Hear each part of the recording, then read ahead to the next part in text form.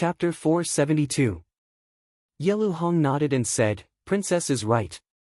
Seventh brother accidentally disturbed the prince. Princess, please forgive him.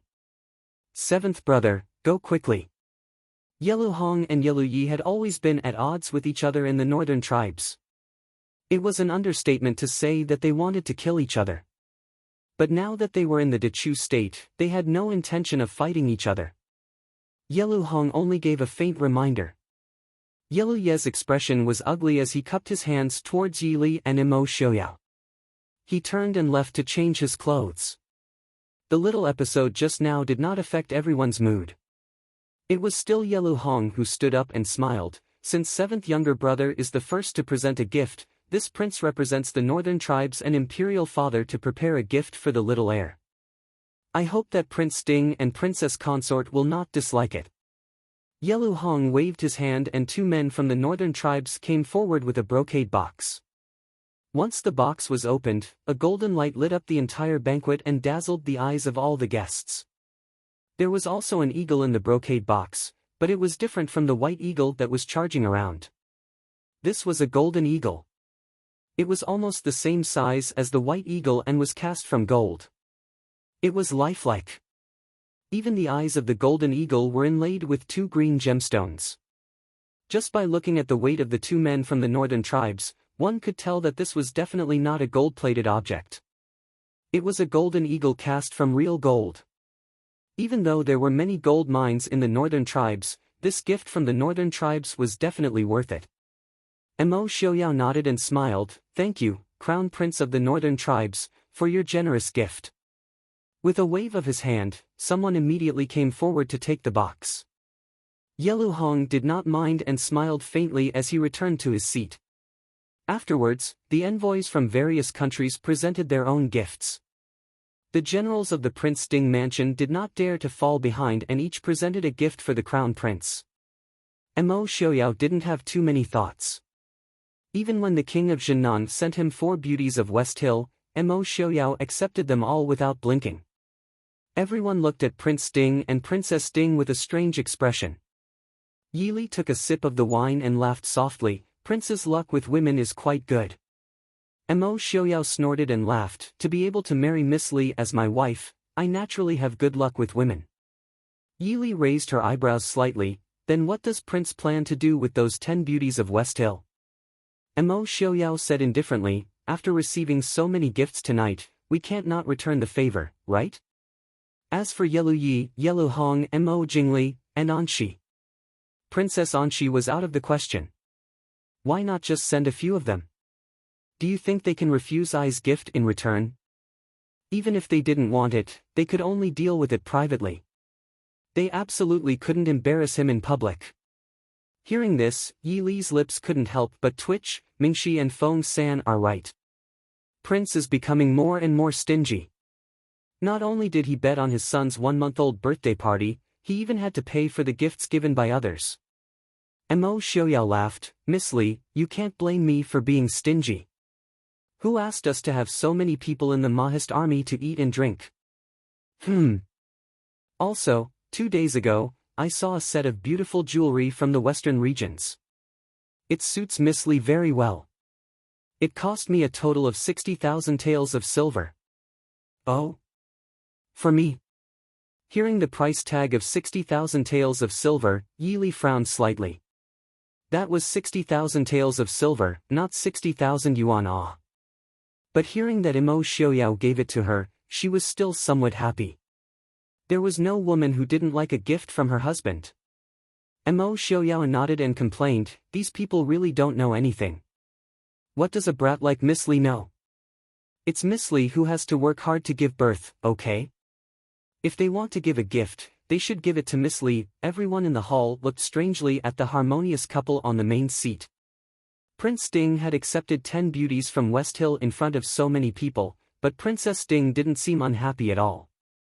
She even looked happier than before. What was going on? It didn't look like she was pretending to be happy. Before anyone could say anything, a sharp voice suddenly came from below the city tower. "The imperial edict has arrived." Everyone was stunned. Most people couldn't react to what was going on. Where did the imperial edict come from in the middle of the night? The city gates should have been closed by now, right? Also, the emperor of the Chu state was very strange. He didn't even show up before the celebration for Prince Ding. Now, the banquet was halfway through before he came out to scare people. Many people turned to look at Imo Jingli, only to see that Imo Jingli was also frowning with a confused expression. Clearly, he didn't understand what was going on either. Yi Li and Imo Xiaoyao looked calm and uncomfortable. Imo Xiaoyao's smile deepened. He casually glanced at Su Hongyu and Su Qingchen sitting below the stage. Su Hongyu nodded imperceptibly, while Su Qingchen smiled faintly. Not long after, the people who came to deliver the edict had walked up the city tower. The person in the lead was wearing a second-rank court robe. He was the Minister of Rights. The people behind him were also officials from the Ministry of Rights. There were also a few imperial bodyguards following behind. They looked solemn and serious. The Minister of Rights held the imperial edict with both hands and raised it above his head. He said loudly, "The imperial edict has arrived. Imo Xiaoyao received the imperial edict." Everyone was in an uproar. They weren't here to celebrate Prince Ding's one-month-old birthday. They were clearly here to cause trouble. Imo Jingli led Yi Li and the others to kneel and receive the imperial edict. Although he didn't like his older brother the emperor, he was still princely of the Chu state. He still had to act on the surface. As for the others, they weren't so polite. The generals and officials of the Mahist army pretended not to hear. They continued drinking and chatting. The so-called imperial edict in the northwest was worse than a piece of paper. As for the envoys from the western hill and northern tribes, they looked like they were watching a show. Imo Xiaoyao, who was sitting on the main seat, clearly didn't have any intention of rising to receive the imperial edict. As a result, only Imo Jingli and the others were kneeling. Imo Jingli was secretly angry. He couldn't help but curse his brother the emperor for being so meddlesome. Clearly, the Minister of Rights didn't expect this situation. He looked at Imo Xiaoyao, who was leaning lazily on the high platform and looking down at him. The Minister of Rights said in a low voice, "Imo Xiaoyao, receive the imperial edict." "Read it," Imo Xiaoyao said lightly. The Minister of Rights frowned. He was about to speak when Imo Xiaoyao sat up and stared at him. "Either read the thing in your hand, or take it and get out of Ruyang City. I am in a good mood tonight. I don't want your worthless lives." Impudent. The Minister of Rights was so angry that his face turned red. He pointed at Imo Xiaoyao and couldn't say anything for a while. Imo Xiaoyao had already been stripped of his title by the emperor, but he still dared to be so arrogant. He clearly didn't care about the court or the emperor. "Your Highness Prince Li." The Minister of Rights wasn't an idiot. He naturally knew that he didn't have the ability to go against Imo Xiaoyao. He could only look at Imo Jingli, who was kneeling on the side. Imo Jingli's face was gloomy. He felt that he had lost all face because of this emperor brother. He stood up and looked coldly at the Minister of Rights. "Didn't you hear? Do you really want to be thrown out without reading the imperial edict?" The Minister of Rights' face twisted a few times. In the end, he swallowed his anger. After all, the emperor had sent him here to pass on this imperial edict. If he was thrown out without reading it, then he definitely wouldn't have a good time when he returned to the capital. Taking a deep breath, the Minister of Rights unfolded the bright yellow silk and read aloud, "By the will of the heavens, the emperor decrees, Imo Xiaoyao, a commoner, is impudent and presumptuous. He has raised an army for his own sake and has conferred himself the title of prince. He has rebelled against his superiors. Yunzhou's Su family has colluded with rebels and conspired to overthrow the country. Imo Xiaoyao has stripped them of their imperial surname and demoted them to lowly commoners. Yunzhou's Su family is to be executed by the emperor." Chapter 473. The entire city gate tower was silent. Even the voices of the peddlers on the street not far from the city gate tower could be heard clearly. Everyone couldn't help but look at the Ministry of Rights official holding the imperial decree like they were looking at a madman. What was the use of that? Was Mo Xiaoyao someone that you could demote as you wished? Even if Mo Jingqi wrote 1,000 imperial decrees to throw Mo Xiaoyao into the dust, he would still be high up in the northwest and look down on the nobles. Was the Su family someone that you could execute just because you wanted to? Why don't you execute a member of the Su family first? Just by looking at the Su family sitting in the front row, it was clear how unreliable the Dechu state emperor's imperial decree was. Mo Jingqi obviously knew that this imperial decree was useless. Therefore, he didn't really send people to execute the Su family today, nor did he really want to do anything to Mo Xiaoyao. He just wanted Mo Xiaoyao to lose face in front of the heroes and nobles of the world. Oh! A burst of clear laughter suddenly came from the main seat. Mo Xiaoyao leaned back in his chair as if he had heard something very funny. He laughed so hard that his entire body fell back into the chair. When he finally finished laughing, Mo Xiaoyao leaned against Yi Li's shoulder and sat up. He looked down at the Ministry of Rights official who was forcing himself to be calm and raised his eyebrows. Take his imperial surname? Did that idiot Mo Jingqi forget that I didn't have his surname? I just happened to have the same ancestor as him. Impudent! You dare to be so disrespectful to the emperor!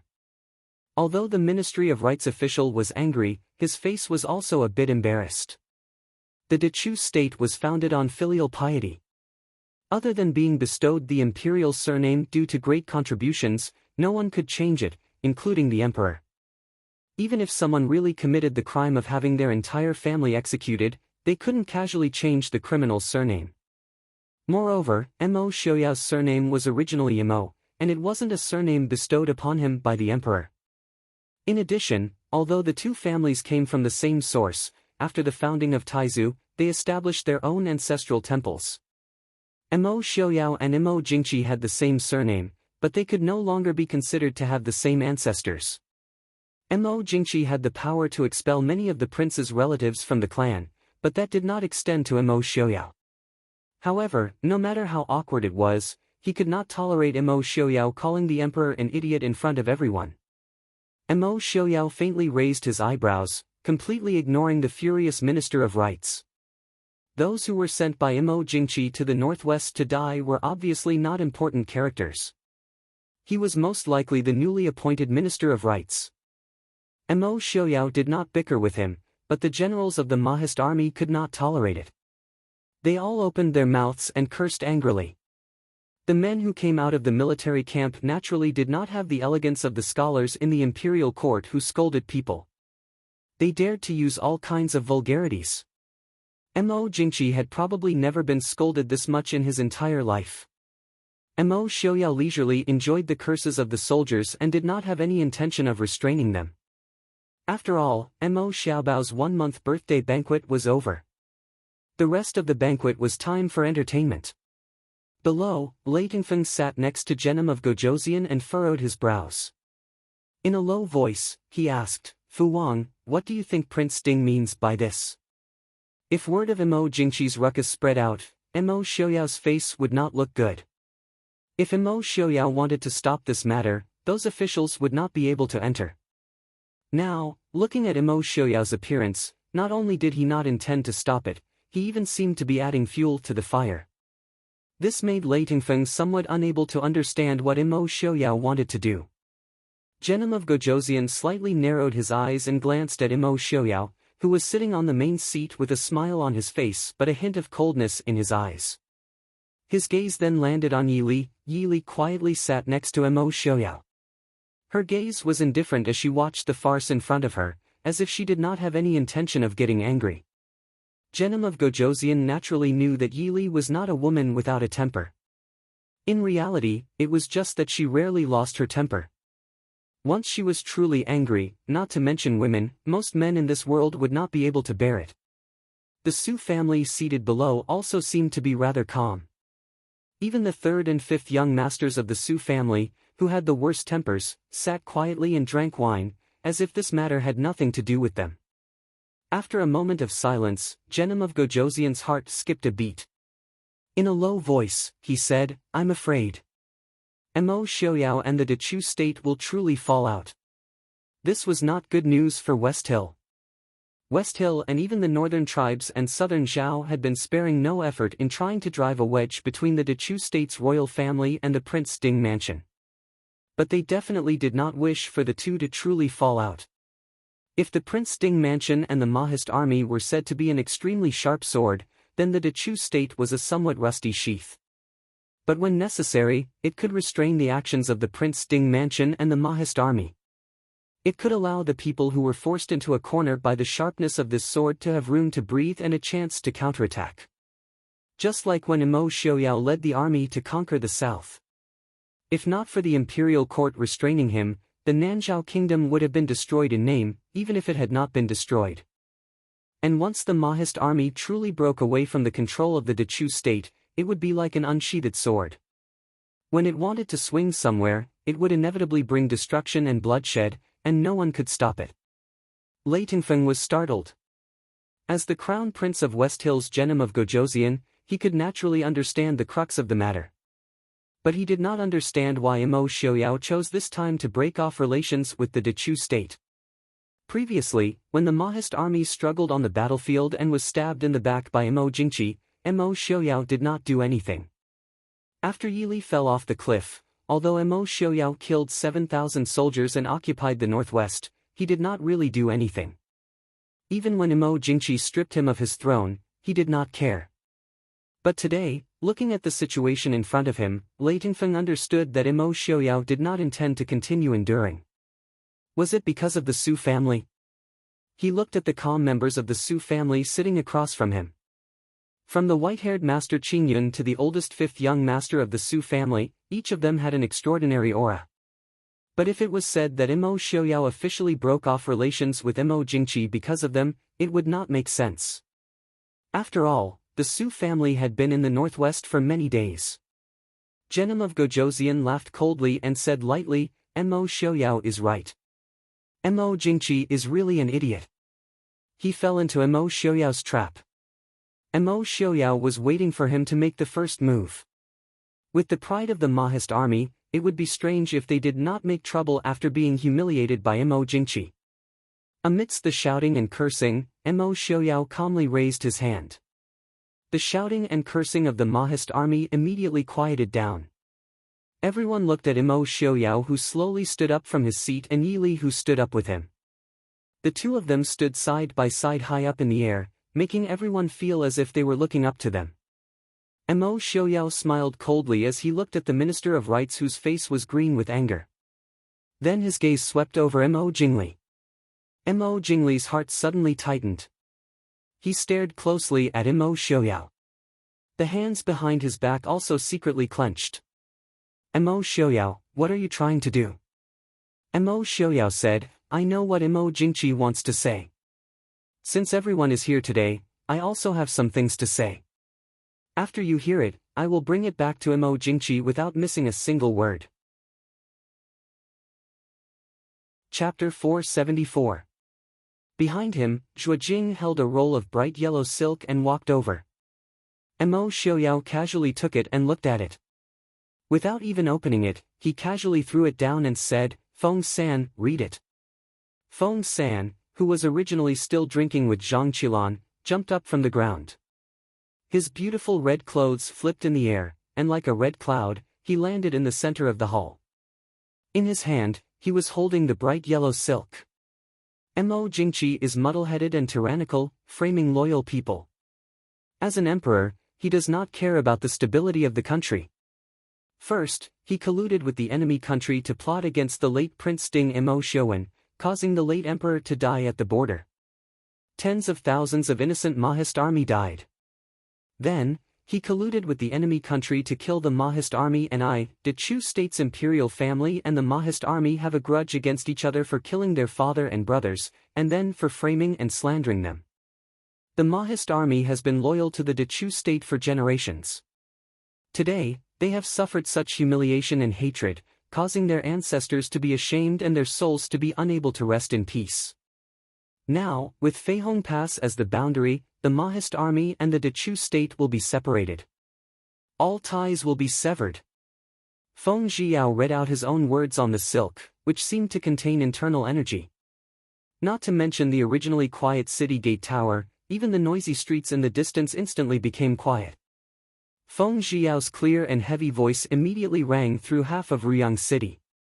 The Chu state's imperial family killed my father and brothers, and humiliated me as a hero. I and the Chu state's imperial family will sever all ties and have nothing to do with each other. Finally, Mo Xiaoyao's voice reverberated throughout the entire Ruyang city. On the city gate tower, the Mahist army soldiers stood up and praised the prince's brilliance. On the side, Mo Jingli's expression was complicated. The Minister of Rites, whose face was originally ashen, was now pale and on the verge of collapse. Mo Xiaoyao's resolute voice made it clear that the Mahist army that had protected the Chu state for over 100 years would no longer have any connection with the Chu state. Although the northwest of the Chu state had the Mahist army as a barrier to stop the West Hill, the black figure that had never retreated for 100 years could no longer be seen at the border between Nanzhao and the northern tribes. The Mahist army had protected the Chu state for 100 years, but it had finally come to an end tonight. No one could say anything, not even Mo Jingli or the Chu state's officials.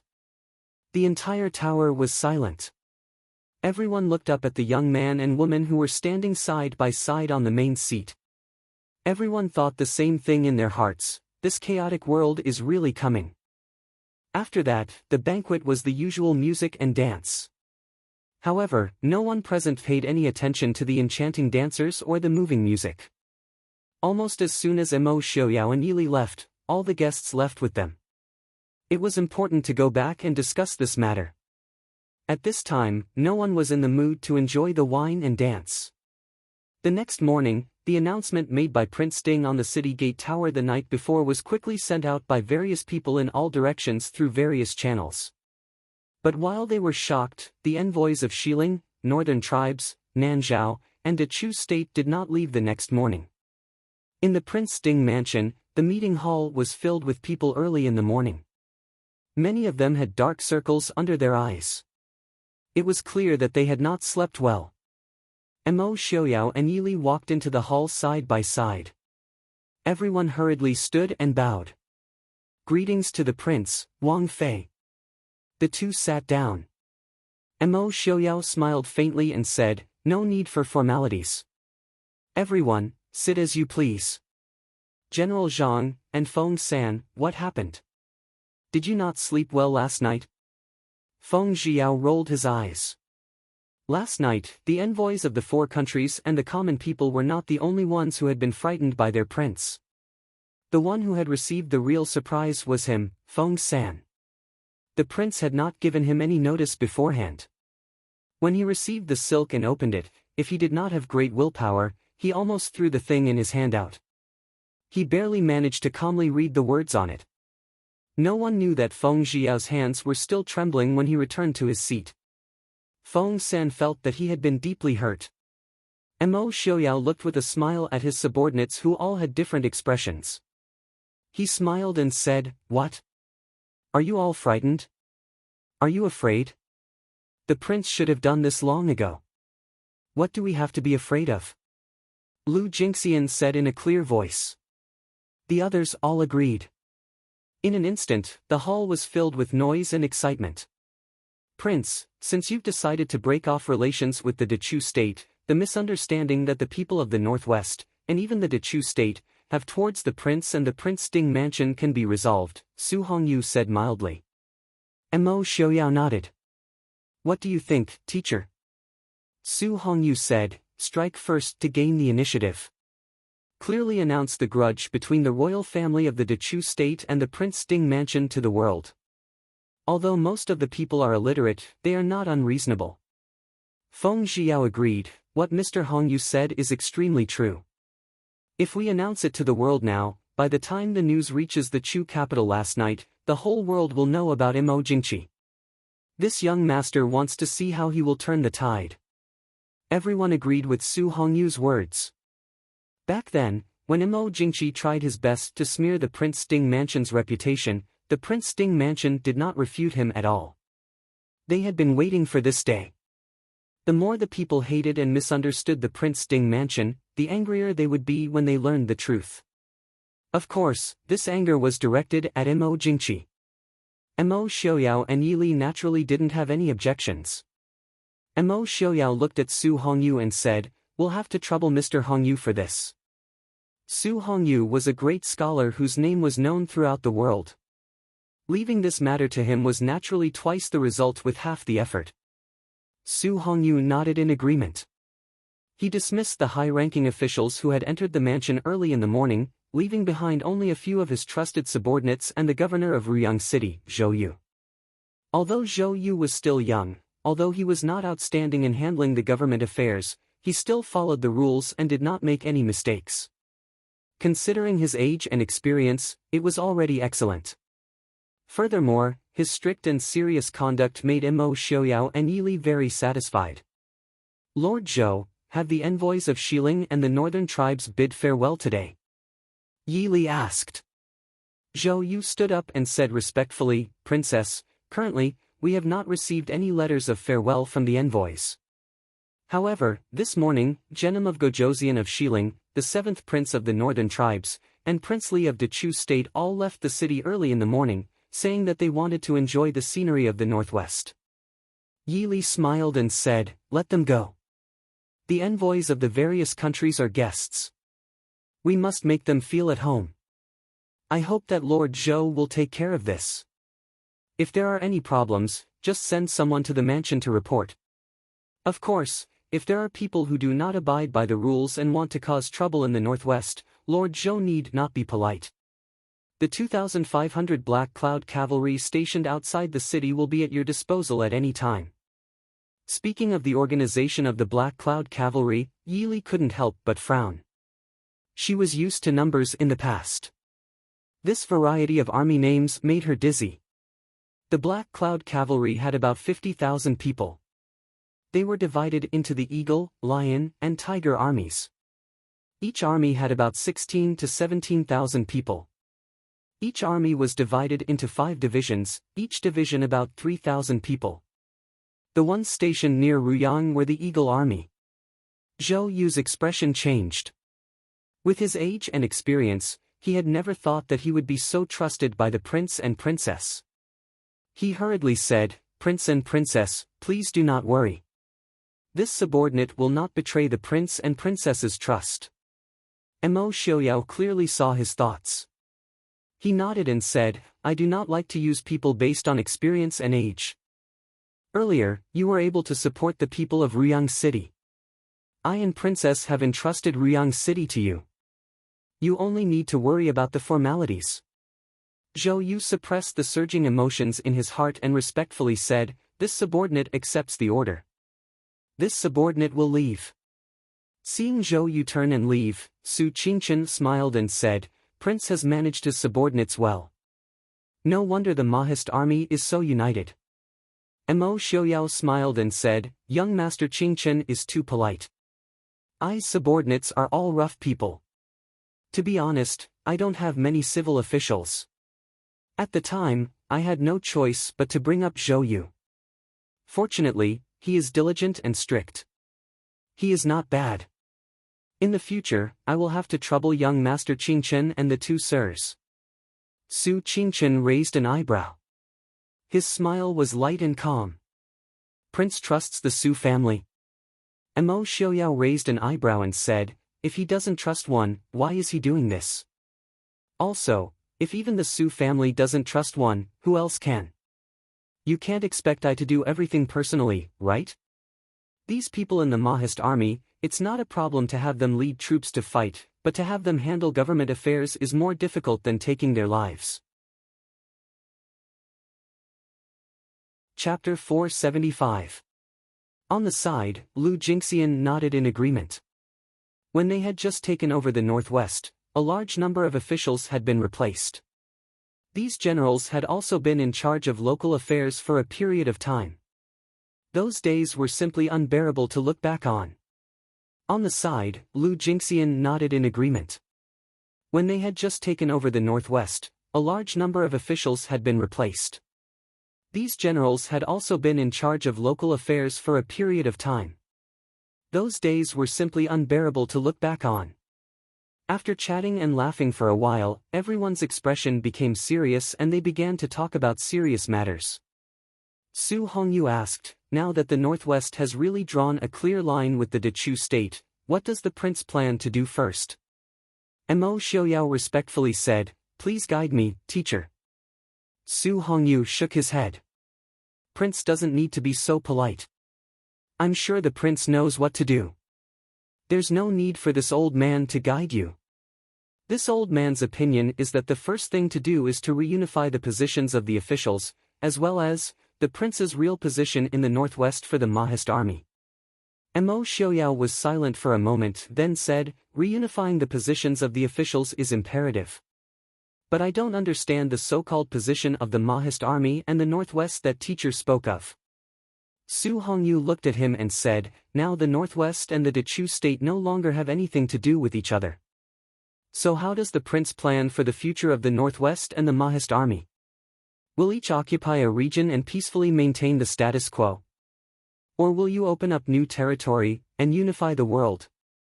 Su Hongyu said the words unify the world very softly, but in everyone's ears, it was as loud as thunder. Perhaps it wasn't appropriate to say this when they had just broken away from the Dechu state, but it was also the most realistic problem. The Mahist army had divided the Northwest and was surrounded by enemies. If Mo Xiaoyao didn't have the ambition to open up new territory, then the Northwest would one day have to choose a powerful country to rely on. If that was the case, it would be the same as walking down the same path as the Prince Ding mansion, or even worse than before. As such, the Mahist army could only move forward and not retreat. Moving forward, expanding the territory and unifying the world, this was the aspiration of the previous kings and generals of the Mahist army. However, due to the restraints of the royal family for many years, they always failed at the last minute. But at the same time, if Mo Xiaoyao were to establish himself as emperor, no matter how many reasons he had, he would definitely be labeled as a traitor in the eyes of the world. The Prince Ding mansion had a grudge with the current emperor and the previous emperor for killing his father and brother. Why would they say anything when they broke off relations with the Dechu state? However, if they were to destroy the Dechu state, then they would inevitably be branded as traitors. Su Hongyu calmly looked at Mo Xiaoyao. This young Prince Ding had experienced countless hardships, but at the same time, he also carried the glory and reputation of the Ding king's residence for nearly 100 years. Could he bear this kind of infamy and consequences? Mo Xiaoyao suddenly let out a low laugh, looking at Su Hongyu with calm and determined eyes. Mo Xiaoyao calmly smiled and said, Mr. Hongyu, there is no need to test I. Since I can break off relations with the Dechu state, why should I not give up such a trivial reputation? The grudge of killing my father and brother, I will definitely get it back from Mo Xiaoyao. Su Hongyu was silent for a moment, then stood and cupped his hands to Mo Xiaoyao. Prince, please give your orders. Mo Xiaoyao was silent for a moment, then opened his mouth and said, change Riyang City to Li City, and set the era name forever. Everyone was startled. Feng Zhiyao reminded, Prince, the country name. Mo Xiaoyao glanced at him and raised his brows with a smile. Who said I want to set the country name? Everyone was silent. What did it mean to change the era name but not the country name? Su Qingchen, who was sitting on the side and listening, raised his head and asked, Prince, you mean to temporarily not ascend the throne? Mo Xiaoyao carelessly waved his hand and said, the Northwest is just a small piece of land. Calling myself an emperor is just for my own amusement. Why should I do this for the so-called title of emperor? Under I's rule, if I say I am the king, then I am the king. If I say I am the emperor, then I am the emperor. Everyone understood.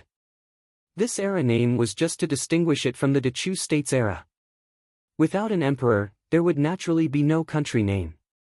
Seeing that everyone was still hesitant, Mo Xiaoyao smiled and said, even if I want to establish a country, I can't be so shabby, right? The coronation ceremony was not cheap. Where is the imperial palace? Where is the imperial city? In such a small piece of land like the Northwest, I can't afford to hold a coronation ceremony. Everyone, just make do and save some money. Could it be that he wanted to learn from those idiots who dreamed of becoming emperors and casually occupy a small city to establish a country? If he couldn't unify the world, how could he, Mo Xiaoyao, have the nerve to call himself an emperor? Su Hongyu sighed softly and nodded. It is good that the prince has such ambitions. Let's do as the prince says. Su Hongyu sighed softly and nodded. It is good that the prince has such ambitions. Let's do as the prince says. The day after Prince Ding's full moon banquet, a shocking thunderbolt was thrown from the Prince Ding mansion. With Ruyang City as the base, Prince Ding officially announced that he controlled 5 states and 17 cities to the west of Feihong Pass in the northwest. Ruyang City was changed to Glass City and the era name was changed to Yongding. From then on, the northwest to the west of Feihong Pass was officially separated from the Dechu state. In the guest house, Genom of Gojoseon was also startled when he heard the news from his subordinate. Glass City. Yongding. Mo Xiaoyao has really made up his mind to not care about the Dechu state. Lei Tingfeng, who had just hurried back, put down his teacup and disdainfully pursed his lips. If I were Mo Xiaoyao, it would be good enough if he didn't immediately send troops to kill his way into the Chu capital. Lei Tingfeng was both confused and disdainful of Mo Jingqi's self-destruction. Genom of Gojoseon glanced at his son and smiled faintly. You look down on Mo Jingqi. Do you think that if you were him, you would do better than him? Lei Tingfeng frowned. He knew that his father wouldn't ask such an obvious question for no reason. Genom of Gojoseon also didn't really want his answer. He sighed softly and smiled. With subordinates like the Ding King residents, it isn't easy for any emperor. Mo Jingqi himself is a person with lofty ambitions, but he also knows that his abilities are mediocre. It would be strange if he didn't go crazy. Lei Tingfeng frowned. Mo Jingqi, as the emperor, is framing the Mahist army for his own selfishness still, right? Genom of Gojoseon smiled and shook his head. It's fine if you say it's right, but it's also not wrong if you say it's wrong. In Mo Jingqi's eyes, the Ding King residence is much more terrifying than the northern tribes and Xiling. If we want to invade the Dechu state, we will have to go through years of bitter battles. Right now, other than Nanzhao, the 3 countries are actually not that far apart in strength. But the Prince Ding mansion is different. Take Mo Lufang for example. With his prestige, as long as he revealed the slightest intention of becoming the emperor, do you believe that countless people would immediately rush forward to worship him as the emperor? This kind of person can take over the entire Dechu state without shedding a drop of blood. Do you think that he or the northern tribes and Xiling are more terrifying? But Lei Tingfeng wanted to refute. Genom of Gojoseon interrupted his words. Do you want to say that Mo Lufang and the Prince Ding mansion don't have the ambition to rule the world? Lei Tingfeng hesitated for a moment before nodding. Genom of Gojoseon smiled. If you are Mo Jingqi, do you really believe that the Prince Ding mansion won't pose a threat to you? Lei Tingfeng furrowed his brows in deep thought. He completely put himself in Mo Jingqi's shoes. After thinking for a long time, he raised his head, but his face was already ashen and his forehead was covered in sweat. Genom of Gojoseon smiled in understanding. Do you understand now? The Prince Ding mansion's fault isn't that they are ambitious, but that they are too powerful. No emperor can tolerate such an existence. How can they tolerate others sleeping beside their bed? If the emperor himself is strong enough, he can still carefully maintain the balance and even suppress them. It's a pity, the royal family of the Dechu state is getting weaker with each generation, while Mo Lanyan's descendants are getting stronger with each generation. This is probably fate. Chapter 476. Lei Tingfeng bowed his head and said, "Thank you, Father, for your guidance." This child's thinking was too simple. Genom of Gojoseon sighed softly and said, "You are still young." Even so, he still felt some regret. Tingfeng and Mo Xiaoyao were about the same age, but in terms of ability and influence, he was far inferior to Mo Xiaoyao. It wasn't that his son wasn't outstanding enough, but that Mo Xiaoyao was too outstanding. Father, Mo Xiaoyao's actions. Lei Tingfeng frowned and said, Mo Xiaoyao doesn't seem to have any intention of ascending the throne. Genom of Gojosian nodded and said, if he had intended to ascend the throne, we wouldn't have come to Prince Sting's 1-month birthday banquet, but directly to the coronation ceremony. This is where Mo Xiaoyao is smart. Just watch, after the news from Ruyang City spreads, the entire Dechu state will immediately lean toward the Prince Sting mansion. But if Mo Xiaoyao were to ascend the throne at this time, it would be very different. In many things, going too far is as bad as not going far enough. This also shows that Mo Xiaoyao is not only outstanding in ability, but also has enough patience. In this world, not everyone can withstand the temptation of the throne. Lei Tingfeng was silent. In the history books, there were countless people who claimed to be kings after occupying a small piece of land. Later generations would only find it comical and laughable. But if one was really among them, how many people could withstand the doubts of the throne? Lei Tingfeng knew in his heart that at least he couldn't. Should we take this opportunity to send troops? Genom of Gojosian raised his hand and said, send orders back to the border of Xiling. The entire army is to retreat 30 li. Lei Tingfeng didn't understand. Father? Genom of Gojosian said in a low voice, let's negotiate with Mo Xiaoyao. Lei Tingfeng frowned. Mo Xiaoyao's actions will definitely infuriate Mo Jingqi. Once Mo Jingqi sends his troops to the northwest, we will take advantage of the situation to invade. Why would father want to negotiate with Mo Xiaoyao? Genom of Gojosian sneered disdainfully. Do you think Mo Xiaoyao really dares to touch Mo Xiaoyao? If he had the guts, he wouldn't have waited until today. So what if Mo Xiaoyao didn't have that era name before? It was a fact that the Mahist army had occupied the northwest. Mo Jingqi had no lack of reason to send troops to suppress them, but did he dare to? At most, Mo Xiaoyao would only send a few troops for show. For the time being, Mo Xiaoyao wouldn't bother with him.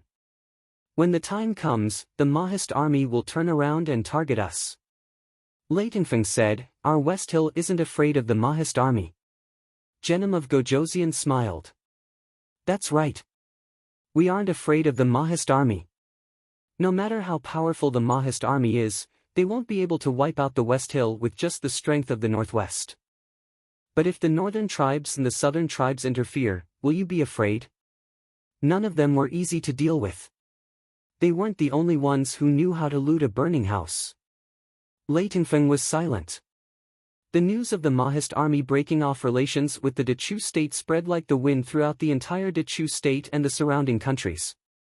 The impact was so great that Mo Jingqi didn't expect it. Not only were the people who felt cheated dissatisfied with the court, but even the prince, who had given orders to various regions, began to feel restless. Not to mention the increasing mobilization of troops in the surrounding countries. Not to mention the northern tribes, even some of the small tribes in the north began to provoke them at the border. Perhaps the officials in the Chu capital were still angrily cursing, but the people at the borders of the Dechu state had personally experienced what losing the Mahist army meant to the Dechu state. Mo Xiaoyao. What a Mo Xiaoyao, what a Prince Sting mansion. One day, I will execute your entire family. In the imperial study, Mo Jingqi crazily smashed the furnishings in the room.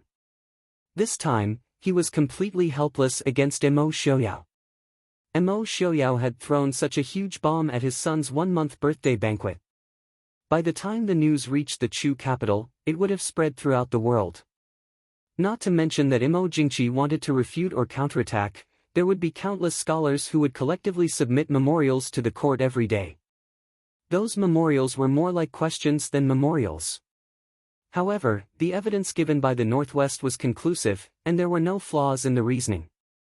No matter how he argued, it would be useless. Every day, when Mo Jingqi saw the memorials, he couldn't help but have a headache. In the anger of being cheated by the ruler and the worry of losing the Mahist army, these scholars and people almost forgot the righteousness of the Prince Sting Mansion's declaration of independence from the Dechu state. Come. Pass on Jin's decree. Immediately mobilize an army of 500,000 to suppress the traitor Mo Xiaoyao. Mo Jingqi, who had lost his head in anger, roared loudly. Right now, he didn't want to think about anything. He only wanted to kill the Mahist army and kill everyone in the Prince Ding mansion. Only then would he be able to vent the hatred in his heart. Prime Minister Liu, who was standing in the corner, looked at Imo Jingqi's crazy appearance and frowned. He hesitated for a moment and advised, "Your Majesty, the northern tribes are eyeing the border covetously. The border between the southwest and West Hill is not peaceful either. Also, Prince Ding." Before he could finish, Imo Jingqi interrupted him, "It's the traitor Imo Xiaoyao." Prime Minister Liu nodded and said, "Imo Xiaoyao sent 200,000 Mahist army to guard Feihong Pass. If we want to. I'm afraid it won't be that easy.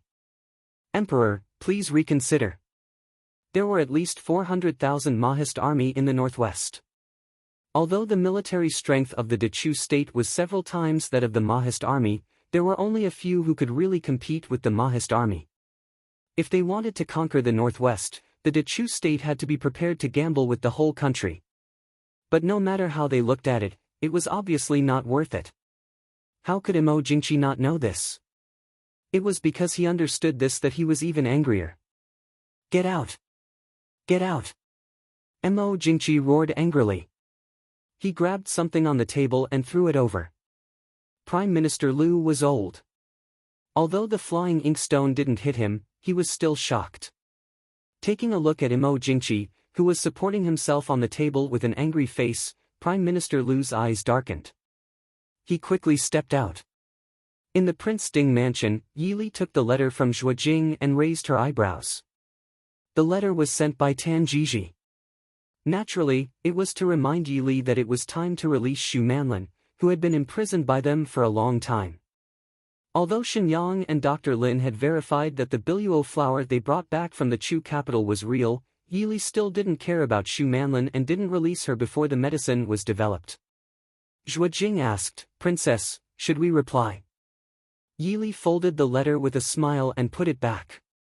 She said with a smile, "Tell Tan Jiji that it's not that I don't want to release her, but that Princess Anxi of Nanzhao is now a guest in Li City.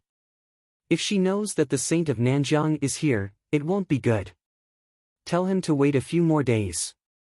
As soon as Princess Anxi leaves the northwest, I will release her immediately. Tell him to rest assured that we haven't mistreated Xu Manlin in the past few months." Zhuojing nodded. He thought for a while and asked, "These days, various forces have been secretly running around in the northwest. Even the prince's mansion can't stay still. Should we release the news about the Imperial Jade Seal?" Yili nodded in agreement and said with a smile, "Otherwise, why would I see Tan Jiji in the northwest? Let's spread the news about Tan Jiji's identity and the whereabouts of the Imperial Jade Seal. Also, he came to the northwest to get the Imperial Jade Seal and the treasure. Since he released the news himself, let him enjoy it now." Zhuojing said with a smile, "Princess is wise." As long as he thought of Tan Jiji being chased by various forces, Zhuojing couldn't help but be in a good mood. It was easy to feel happy when others were unlucky. Chapter 477. Wang Fei, there's one more thing. Yanwang Chamber of Commerce's sickly scholar has appeared in the northwest. He entered the city early this morning and is staying at an inn in the city. After he finished talking about Tan Jiji, Zhuojing changed the topic and talked about another matter. Sickly scholar was definitely someone that the Prince Ding mansion had to monitor, whether it was his personality or his enmity with the Prince Ding mansion. If it wasn't for Ling Taihan's face and the friendship between Ling Taihan and Su Qingchen, Yili definitely wouldn't mind making the first move and killing this person. Send someone to keep an eye on him and inform Ling Taihan.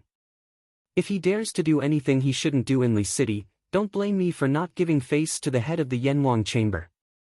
Zhuojing acknowledged and retreated. Yili frowned as she thought about it.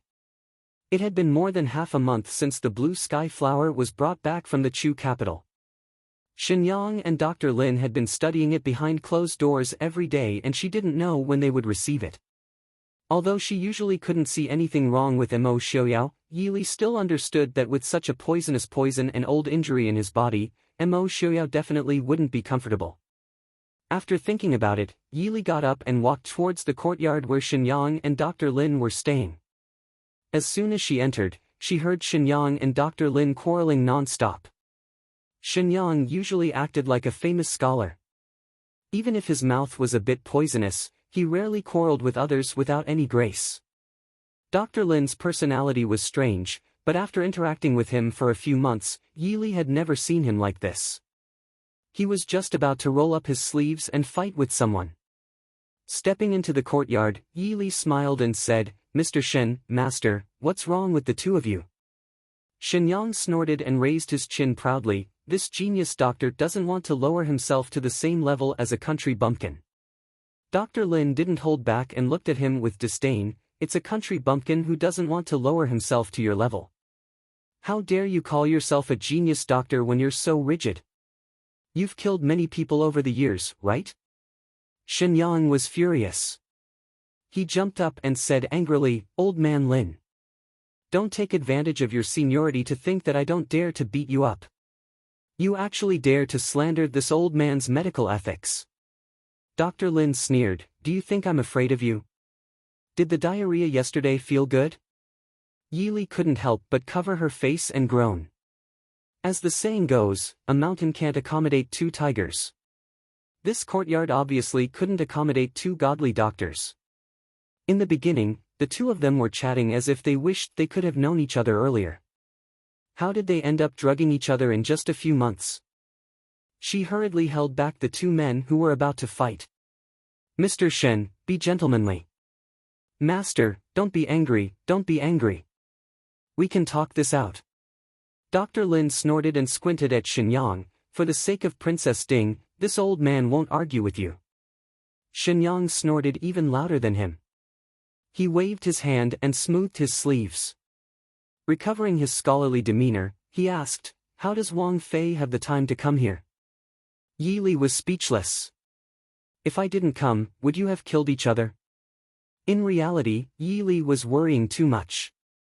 In the recent days, the two of them had frequently disagreed. The servants in the courtyard were used to it. When they saw them quarrel, they would immediately hide far away to avoid being caught in the crossfire. Even so, they didn't see anyone kill the other.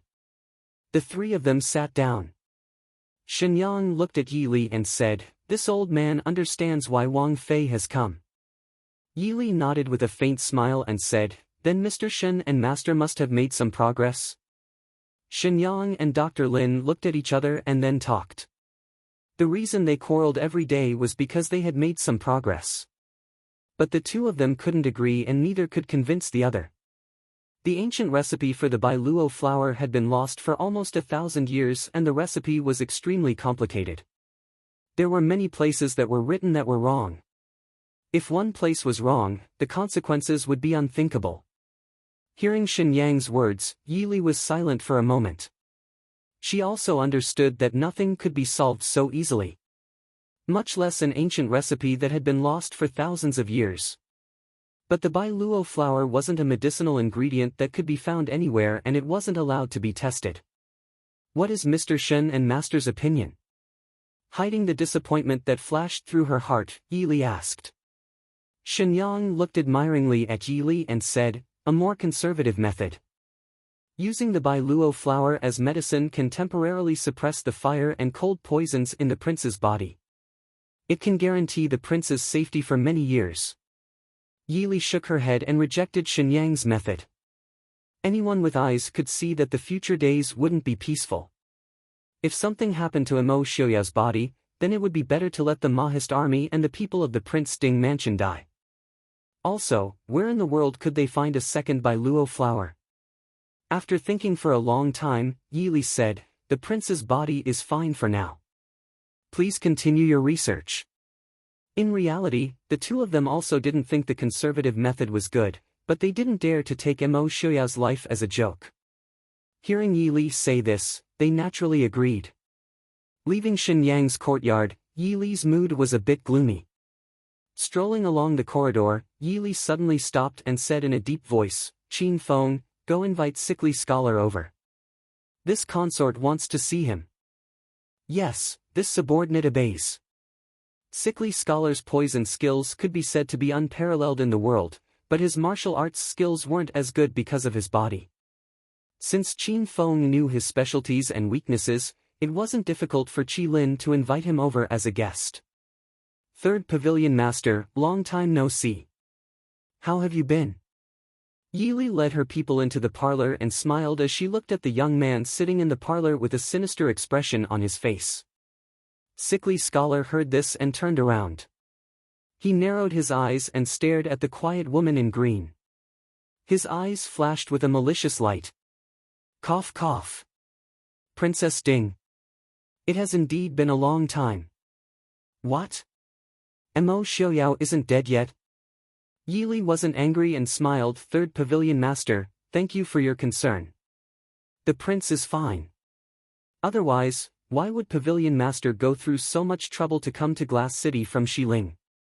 Sickly Scholar stared at her coldly and said, the Bailuo flower is in your hands? Back then, for the location of the Bailuo flower, he and Yili had a lot of battles of wits and courage.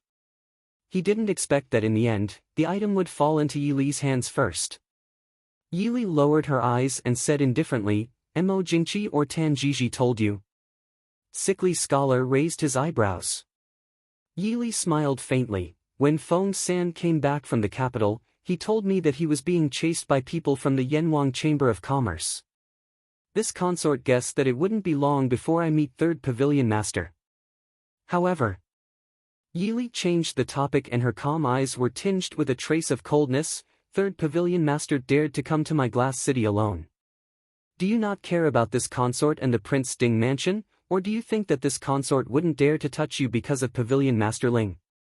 When Ling Taihan was mentioned, Sickly Scholar's expression turned ugly. He sneered, this young master doesn't need you to care about Big Brother's face. Didn't Princess Ding invite this young master here to make a request of me? I heard that godly Dr. Shenyang lives in the Prince Ding mansion all year round. How is it? Has he figured out the prescription for the Bailuo flower? Yili's lips curled into a faint smile as she nodded and admitted, Third Pavilion Master is right. This consort did invite Third Pavilion Master here because of the Bailuo flower's prescription. Sickly Scholar's malicious face squeezed out a malicious smile, don't even think about it. You want me to save Mo Xiaoyao? Stop dreaming. When this young master has mastered the Bailuo Huang Quan, I will invite Mo Xiaoyao to have a taste. Chapter 478. Yili sat calmly on the chair and looked at him. Even her eyes did not move. Sickly Scholar looked strangely at Yili and asked, you really are a strange woman. Are you really Mo Xiaoyao's woman? Yili raised an eyebrow and looked in puzzlement at him. Sickly Scholar examined Yili for a moment and then asked, without the ancient recipe for the blue jade falling flower, Mo Xiaoyao would have died without a doubt. Are you not worried at all? Are you not angry at me for saying this? Ah! I remember now. You also heard me say this in Nanjiang. At that time, you did not show any traces. Even Mo Xiaoyao himself is not as calm as you. Hearing this, Yili grimaced inside. How could she be calm? She was pretending that she had no choice but to be calm. In reality, she really wanted to teach the person in front of her a lesson right now. But she could not. Sickly Scholar examined Yili. After a while, he suddenly smiled and said, I have it. If you really want to save Mo Xiaoyao, it is not impossible. Follow me in the future. If you follow me, this master will be more generous and spare Mo Xiaoyao's little life. Yili blinked and asked calmly, follow you? What does Third Pavilion Master want me to do with you? Sickly Scholar looked at her with disdain and sneered, you don't think that this master likes you, right? With your status, it's not bad for you to be a servant girl who serves tea for me. What do you think? Standing behind Yili, Qin Feng's expression changed. He took a step forward and was about to attack. Yili raised a hand to stop him. She looked calmly at Sickly Scholar and said, Third Pavilion Master, I have a bad habit. If I am not happy, I will make others even more unhappy than me. So, if my husband dies. Sickly Scholar gave a disdainful smile and said, Princess, you don't want to say that you want to kill my wife, right? I'm very sorry, this master has not married yet. Yili gave a faint smile and continued after being interrupted, I want other people's entire family to die. Not to mention your family, even if it is someone you know, this consort can kill them all. Shameless boasting. Sickly Scholar's eyes twitched as he said coldly. Did this woman think that the Yanwang Chamber was the #1 assassins organization in the world and that they did not even put the Emperor of Shiling's office in their eyes? Or did he think that he, the third pavilion master of the King of Hell's pavilion, was an inexperienced child who could achieve his goal with just a few words? Yili smiled and said, even if third pavilion master doubts my abilities, you shouldn't doubt the abilities of the Black Cloud Cavalry and the Qilin. Or is it that third pavilion master is determined to oppose the Prince Ding Mansion for so many years, but you have not even figured out the strength of your opponent? This consort does not understand what kind of deep hatred there is between third pavilion master and our prince that you have to stake it all on one throw. Not to mention anything else, without the falling jade flower, with your distinguished self's current body, who knows when he will die? How will you take revenge? This consort sees that third pavilion master's complexion and body are much worse than when he was in Nanjiang, right? When the time comes, will it be our prince's poison or third pavilion master's illness that acts up first? Sickly Scholar's expression was twisted as he glared at Yili with a face full of resentment. His life had been full of misfortune since he was young, causing his personality to become twisted, and he would seek revenge for the smallest grievance. There was no deep hatred between him and Mo Xiaoyao, but in this world, he could be ranked in the top 3 of Mo Xiaoyao's people. It was because Mo Xiaoyao's palm had crippled most of his martial arts and damaged his heart meridians, causing his martial arts to stagnate and his body to become sickly. But in the end, it was because the Yanwang Chamber of Commerce had tried to assassinate Mo Xiaoyao first. However, Sickly Scholar hated Mo Xiaoyao from then on. Moreover, he hated him to the bone, and he would not rest until he was dead. It was as unreasonable as Han Mingyue falling in love with Su Zuidi. After a while, Sickly Scholar suddenly began to chuckle. After a while, he stopped laughing and raised his chin to look at Yili. Princess Ding, there is nothing you can say.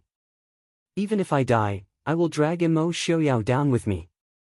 As for the ancient recipe for the falling jade flower, you don't have to worry about it. No one in this world can solve it. If you accidentally turn the life-saving antidote into a deadly poison, don't blame me for not warning you.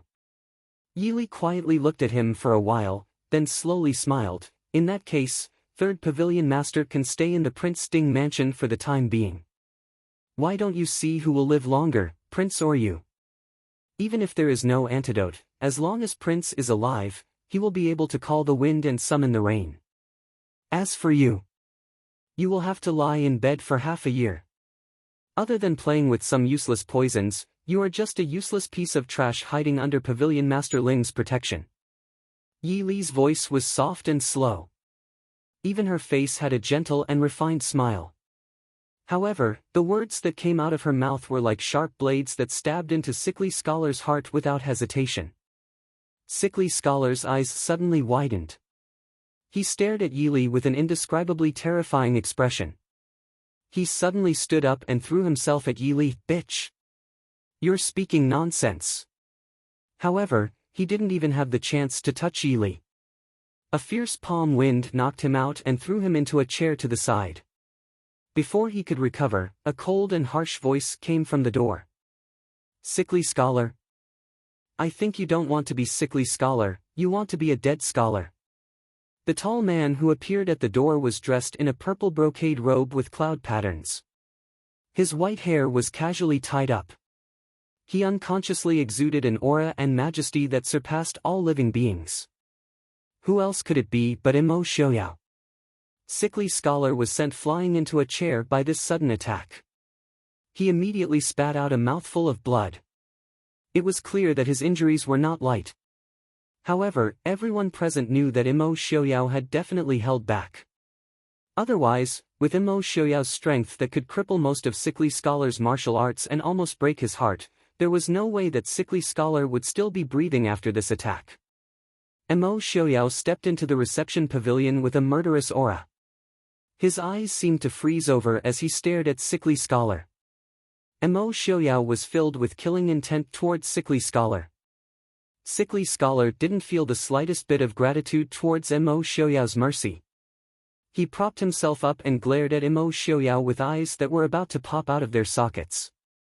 His gaze was so venomous that it seemed like he couldn't wait to tear the person in front of him to shreds. Although Yili couldn't understand, she couldn't help but admit that there were such people in this world. Even if you accidentally offended them a little, they would hate you so much that they wanted to exterminate your entire family. Sickly Scholar was clearly such a person. Thinking of this, Yili couldn't help but frown slightly. Only Sickly Scholar knew the complete prescription for the falling jade flower. If he really wanted Mo Xiaoyao to die, even if it meant that he would rather die together with Mo Xiaoyao, then things wouldn't be easy to handle. Mo Xiaoyao sat down beside Yili. Looking at Yili's frowning appearance, he reached out and lifted her chin to face him. His hand lightly stroked her willowy eyebrows as he said softly, "Don't worry." Knowing that Mo Xiaoyao didn't want her to worry, Yili smiled slightly and nodded. The warmth and harmony between the two of them pierced Sickly Scholar's eyes. He laughed coldly and said in a shrill voice, "Mo Xiaoyao, your body won't be able to hold on for more than a few months, right? Oh. I think it's better if you let your woman worry a little more, cough cough. When you die, their lives won't be easy." Chapter 479.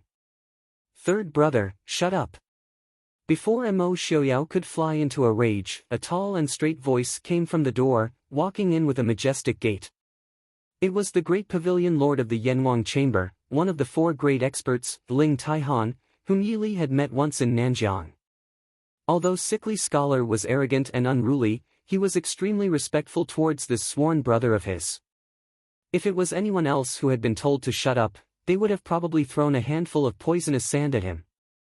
However, because the person who had come was Ling Taihan, Sickly Scholar obediently swallowed his words even though his expression was gloomy. Ling Taihan first nodded towards Mo Xiaoyao and Yili before walking over to Sickly Scholar's side and taking his pulse.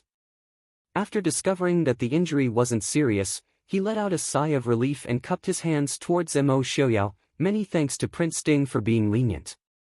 Yili sat beside Mo Xiaoyao and carefully observed this world-famous Yanwang Chamber lord. Last time in Nanjiang, time was tight and the two of them only exchanged a few words. They didn't have time to observe each other. Ling Taihan was only 35 or 36 years old this year. Because of his exquisite internal strength, he didn't seem to have reached the age of 30. However, his bearing was calm and his actions inadvertently revealed a heroic aura that made people understand that he was indeed a mature middle-aged man. At this point, it could be said that Yili had seen the four great experts of the world. Without mentioning the oldest, Genom of Gojoseon, in Yili's opinion, Genom of Gojoseon was more like a politician and general than a peerless expert. Perhaps it was because of this state of mind that Genom of Gojoseon's martial arts cultivation had been stagnant all these years. Therefore, even though he was older than Mo Xiaoyao and the others by a generation, he was still as famous as them. As for the other expert, Mu Qingsong, his age seemed to be about the same as Ling Taihan's. However, Mu Qingsong was trained to be more like a silent killing machine. He hid in the darkness where no one could see him and consumed his life year after year. Therefore, even though Mu Qingsong's age might not be as old as Ling Taihan, he seemed especially pale and powerless. If the two of them stood together, it would be hard to believe that they were both high-spirited and arrogant in the Jianghu. Of the four great experts, the one that Yili was most familiar with was naturally Mo Xiaoyao. Even now, Yili was not sure how high Mo Xiaoyao's martial arts were. However, his reputation as a heavenly genius was undeniable. Mo Xiaowin, Mo Xiaoyao's elder brother, was a scholarly general. Although Mo Lufang was both a scholar and a martial artist, he was only at the level of an ordinary expert. The reason why he was able to beat Genom of Gojoseon to the point that he could not retaliate was because he relied on strategizing and strategizing. Yili even suspected that Genom of Gojoseon's martial arts was so high that he was preparing to assassinate Mo Lufang. However, Mo Xiaoyao was an exception. When he obtained the title of one of the four great experts, he was only 14 years old. Although he was ranked last, everyone in the world knew that he had just started. Compared to Genom of Gojoseon at his peak, Ling Taihan and Mu Qingsong who were about to step into their peak, Mo Xiaoyao could not even be considered to have just started. Such a heavenly genius, it was said that Ling Taihan once said in public that in at most 7 years, Mo Xiaoyao would be unrivaled in the world. Unfortunately, the world was unpredictable. After Mo Xiaoyao turned 18, his life began to strangely tilt and become silent. After comparing the 4 great experts, Yili felt that Ling Taihan was the true peerless expert in people's hearts. Steady, bold, and measured in his actions. He was more like the righteous Wulin Alliance head of Jianghu and not the assassin leader of the Yanwang Chamber of Commerce who killed people like scything flax. Third brother's health is not good. Can I ask someone to find a doctor first? Ling Taihan glanced at his fierce and unruly adopted brother who could not speak due to his presence. He felt that leaving him here was not a good place to talk, so he asked Mo Xiaoyao. Mo Xiaoyao lowered his head and looked at Yi Li questioningly. Li Li was the one who invited him, so she naturally had the final say. Yi Li smiled and said, "Of course you can. There are 2 godly doctors in the Prince Ding mansion. If Pavilion Master Ling doesn't mind, you can send 3rd Pavilion Master over." Ling Taihan thanked her and shouted outside. Immediately, 2 young men came in to await his orders. Ling Taihan said, "Take 3rd Pavilion Master to see a doctor. If he escapes, do as you see fit." The 2 young men's expressions were solemn. They naturally understood the Pavilion Master's intentions. The Yanwang Chamber of Commerce's punishments were not for show.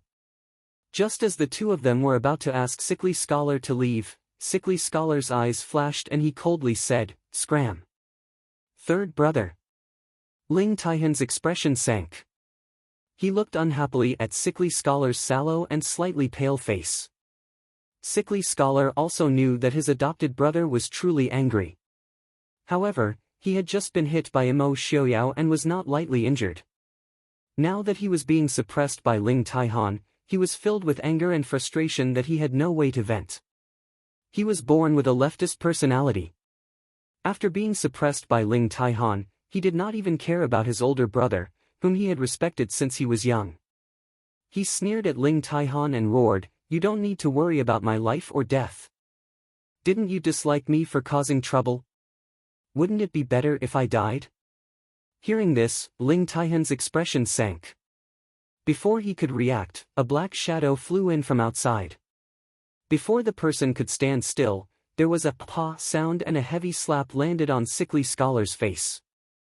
Sickly Scholar's arrogant glare towards Ling Taihan was immediately slapped to the side. "Impudent! Why haven't you apologized to your older brother yet?" The person's voice was clear but slightly cold. She was dressed in black and her slender figure appeared even more graceful. It was a beautiful woman in her 20s with a face as cold as ice. Yi Li slightly knit her brows. She had an idea of the woman's identity. Yanwang Chamber's 2nd Chamber Master, Ling Luyue, who was known as Yu Luo Sha in the early years. Ling Luyue's qinggong and hidden weapons were unparalleled in the early years of Jianghu. To be able to charge into the palace alone, it seemed that her qinggong was not bad. She waved her hand and dismissed the guards who had followed Ling Luyue. After being slapped in the face in front of everyone, the expression on Sickly Scholar's face suddenly changed. The regret that had flashed across his face disappeared without a trace. He gritted his teeth and refused to look at Ling Luyue. Of course, he would not apologize to Ling Taihan. Ling Taihan did not care about this. He let out a sigh of relief at Ling Luyue's arrival and said, "Luyue, take Sandy to see a doctor. Don't let him run around." Ling Luyue nodded. She turned to Mo Xiaoyao and Yi Li and said, "I was anxious, please forgive me." Yi Li smiled faintly and said, "2nd Chamber Master's qinggong is extraordinary, this Fei admires it. But in the future, if Chamber Master comes again, it is better to go through the front door. The arrows of the Prince Ding mansion will not always leave the bow." Ling Luyue was stunned. She looked at the smiling Yi Li and nodded her head, saying, "Thank you for the reminder." Then she turned to Sickly Scholar and said, "Come with me." Sickly Scholar's personality was strange, but he had some feelings for his two sworn brothers and sisters. Previously, he had argued with Ling Taihan in a fit of anger. Now that he had been slapped, he slowly calmed down. Glancing at Yi Li and Emo Xiaoyao who were watching the show, he silently followed Ling Luyue. Although Yi Li did not show it on the surface, she was actually quite angry at Sickly Scholar. If it was not for the fact that Sickly Scholar had the Yanwang Chamber of Commerce and Ling Taihan behind him, Yi Li really would have tortured him. At this time, seeing his obedient appearance after being slapped, she felt very happy. She secretly cheered for Ling Luyue's slap. Good slap.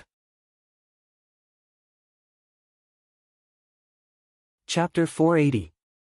Without Sickly Scholar ruining the mood, the atmosphere in the parlor immediately became much better. Ling Taihan looked apologetically at Yi Li and Emo Xiaoyao and cupped his hands. "Third brother is ignorant and has offended you. I hope you can forgive him. Pavilion Master, there's no need to worry. The reason we're keeping your younger brother alive isn't entirely because of Pavilion Master Ling's face," Yi Li said with a smile. Ling Taihan naturally understood Yi Li's pride. Of course, they had to give face to the Yanwang Chamber, but the Prince Sting Mansion definitely wouldn't be afraid of the Yanwang Chamber. The most important thing was that Sickly Scholar had the complete ancient recipe for the falling sky flower. Ling Taihan smiled bitterly and helplessly. To be honest, this humble one came to the northwest for this matter as well. If Sickly Scholar could obtain information about the falling sky flower from the Prince Sting Mansion, then of course Ling Taihan could obtain it as well. However, Ling Taihan was different from Sickly Scholar. He didn't hate Emo Xiaoyao, and had no enmity with Emo Xiaoyao, nor did he have any interest in Emo Xiaoyao. Whether Emo Xiaoyao lived or died didn't affect him in the slightest. If Emo Xiaoyao really did die at an untimely age, then perhaps he would sigh and say that the heavens were jealous of geniuses. Since both sides needed the falling sky flower to save their lives, and the Prince Sting Mansion had the medicinal ingredients, and the Yanwang Chamber had the ancient recipe, why not take a step back and achieve a win-win situation? Compared to his adopted brother's life and health, his adopted brother's inexplicable hatred was even more insignificant in Ling Taihan's eyes. Yi Li raised her eyebrows and asked, "Does Pavilion Master Ling have the recipe as well?" Ling Taihan shook his head frankly and said seriously, "Princess Ding, please do not worry. I will definitely hand over the recipe. After all, this concerns not only Prince Sting's safety, but also my third brother's life. If Prince Sting really died, even if his third brother did not die of illness, the Prince Sting Mansion would not let him go." Yi Li looked at him with a smile and asked suspiciously, "There's only one Biluo flower. Pavilion Master Ling, have you never thought about what to do if you don't have enough medicine?" Ling Taihan smiled and said, "This one doesn't know much about medicine or poison, but since third brother intends to use half of the Biluo flower to concoct medicine and half to concoct poison, it shouldn't be insufficient. Furthermore, I don't necessarily need the falling jade flower. I just hope that third brother's health will improve. Since he was young, he has suffered more than others, so his temperament is a bit strange. Ever since he was injured, he has become more and more withdrawn. It's all thanks to my guidance as his older brother. I hope the two of you can be magnanimous enough to forgive him." Sickly Scholar's problem was not as absolute as Emo Xiaoyao's poison. His body was the result of serious injuries. Although the falling jade flower was the best solution, it was not necessarily the only way to save him. With the Prince Sting Mansion's ability, what kind of medicine could they not find and what kind of famous doctor could they not invite? Ling Taihan had wanted to personally go to the Prince Sting Mansion to ask Sickly Scholar to treat him. However, Sickly Scholar vehemently opposed it and even ran away from home, so he could only give up. Yi Li naturally understood Ling Taihan's meaning. She couldn't help but have a better impression of this top assassin in Jianghu. Regardless of what Ling Taihan and the Yanwang Chamber of Commerce were doing, at least Ling Taihan treated Sickly Scholar really well, even though he was not related to him by blood. With Sickly Scholar's personality, he was definitely not someone that people liked. It was not easy for Ling Taihan to be so considerate towards him. Also, with sickly scholar's personality and vicious methods, if it wasn't for Ling Taihan suppressing him, he would have caused a lot of trouble in Jianghu. Even if the Yanwang Chamber of Commerce was powerful, Jianghu was filled with crouching tigers and hidden dragons. Who knew when sickly scholar would provoke someone that he could not afford to provoke? Pavilion Master Ling is truly a good older brother. In that case, Pavilion Master, Second Pavilion Master, and Third Pavilion Master should stay in Glass City for a while. As for the ancient recipe, there's no need to rush it. It's not that I don't trust Pavilion Master, but it's too important right now. It's better if Third Pavilion Master is willing to take it out. Yili nodded towards Ling Taihan as she spoke. Ling Taihan thought for a moment, then nodded in agreement to Yili's suggestion. He also understood why Yili had such concerns. It was because his third brother's personality was too extreme. Even if he stepped in, his sworn brother might not be able to change his mind. He might risk his life to perish together with Prince Ding. At that time, not only would Prince Ding and his third brother's lives be sacrificed, but the lives of everyone in the Prince Ding mansion and the Yanwang Chamber of Commerce would also be lost. Ling Taihan also knew a bit about Mo Xiaoyao's situation. Seeing that Yili was still so calm at this time, he couldn't help but look at her in a new light. Then I'll have to trouble Princess Consort. After talking about sickly scholar's matter and Ling Taihan's departure, Yili got up and left the room for Mo Xiaoyao and Ling Taihan to talk. She then got up and went to Shenyang's courtyard. Although the appearance of the Yanwang Chamber's second pavilion master had only been a fleeting one, Yili suddenly felt a trace of curiosity and interest towards this cold woman. Only Mo Xiaoyao and Ling Taihan were left in the reception pavilion. It instantly became quiet. The two men both had extraordinary auras. Mo Xiaoyao had more of the noble and domineering aura of someone born in a noble family, while Ling Taihan had more of the carefree and heroic aura of someone from the Jianghu. In terms of appearance, Ling Taihan lost to Mo Xiaoyao by a bit. However, Ling Taihan's steady, heroic, and carefree personality made it easier for people to get close to him than Mo Xiaoyao. After quietly drinking tea for a while, Ling Taihan finally raised his teacup to Mo Xiaoyao and said with a smile, "I've long heard that Princess Ding is one of the most extraordinary women of her time. I've met you once in Nanjiang, but seeing you today, I know that you live up to your reputation. Prince Ding has married a good wife. It's truly a good fortune." Mo Xiaoyao nodded without any trace of politeness. Of course Princess Li is a good wife. Pavilion Master Ling didn't come here just for sickly scholar, right? If that's the case, then there's no need. You and I have an agreement. As long as he doesn't really anger me, I won't touch him. Ling Taihan looked at him with a smile and asked suspiciously, "Why did I feel like Prince Ding wanted to kill him?" Mo Xiaoyao snorted and said, "He wanted to hurt Princess Li. I'll let him live." As for how he would let him live, that was up to him. As long as he had one breath left, it was still considered letting him live. You and I both know that he can't hurt Princess Ding at all.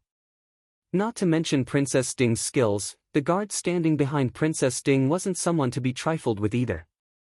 Based on his third brother's skills that were equivalent to half a cripple without poison, wanting to harm Ding Wangfei was just wishful thinking.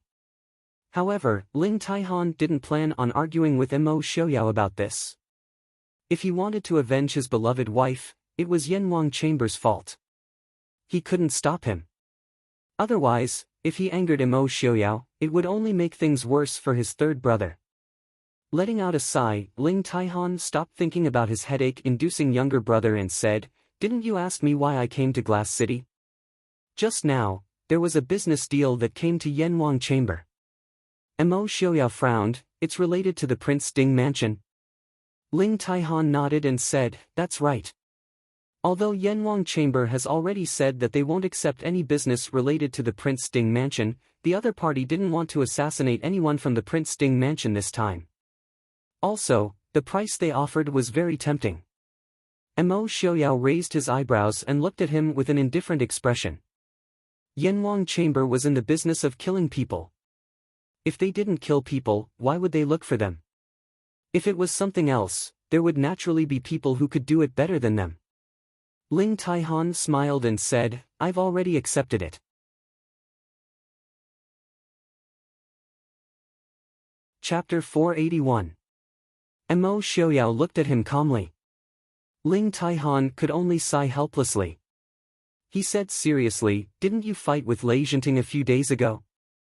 The other side wants me to fight with you again. If it weren't for the fact that they couldn't find Mu Qingsong, they would have even asked him to fight with you. Reason? Mo Xiaoyao asked. Ling Taihan shook his head and frowned. I've thought about it a few times these past few days. When you and Lei Zhenting fought, neither of you used your full strength. That's why you both managed to escape unscathed. If you and I really fought, it would have been a lose-lose situation. However, after more than 10 years, I'm still looking forward to sparring with Prince Ding again. More than 10 years ago, Ling Taihan was only a young man in his early 20s. He was in high spirits at that time. Although Genom of Gojoseon was famous, he was still much older than them. The only person in the world who could compare to him was Mu Qingsong. Who knew that at that time, the 14-year-old Mo Xiaoyao, dressed in white, would appear on a horse with a sword? Who knew how many people were stunned by the sword competition that year? Although Ling Taihan didn't lose, Ling Taihan didn't think that he would win by a single move against a 14-year-old youth. The result was almost a draw. At that time, Ling Taihan and Mo Xiaoyao agreed to fight again 5 years later. After that, he went into seclusion in the Yanwang Chamber of Commerce. Who knew that after 5 years, the first news he received was that his third brother had recklessly gone to find trouble with Mo Xiaoyao. At the same time, he also learned that Mo Xiaoyao was seriously injured and crippled. At that time, Ling Taihan's feelings were even more complicated than when he had sparred with Mo Xiaoyao. It was as if you had worked hard for 5 years and thought you could finally kill your enemy, only to be told that your enemy had just killed you yesterday. You really want to fight? Mo Xiaoyao asked. Ling Taihan laughed and said, why not?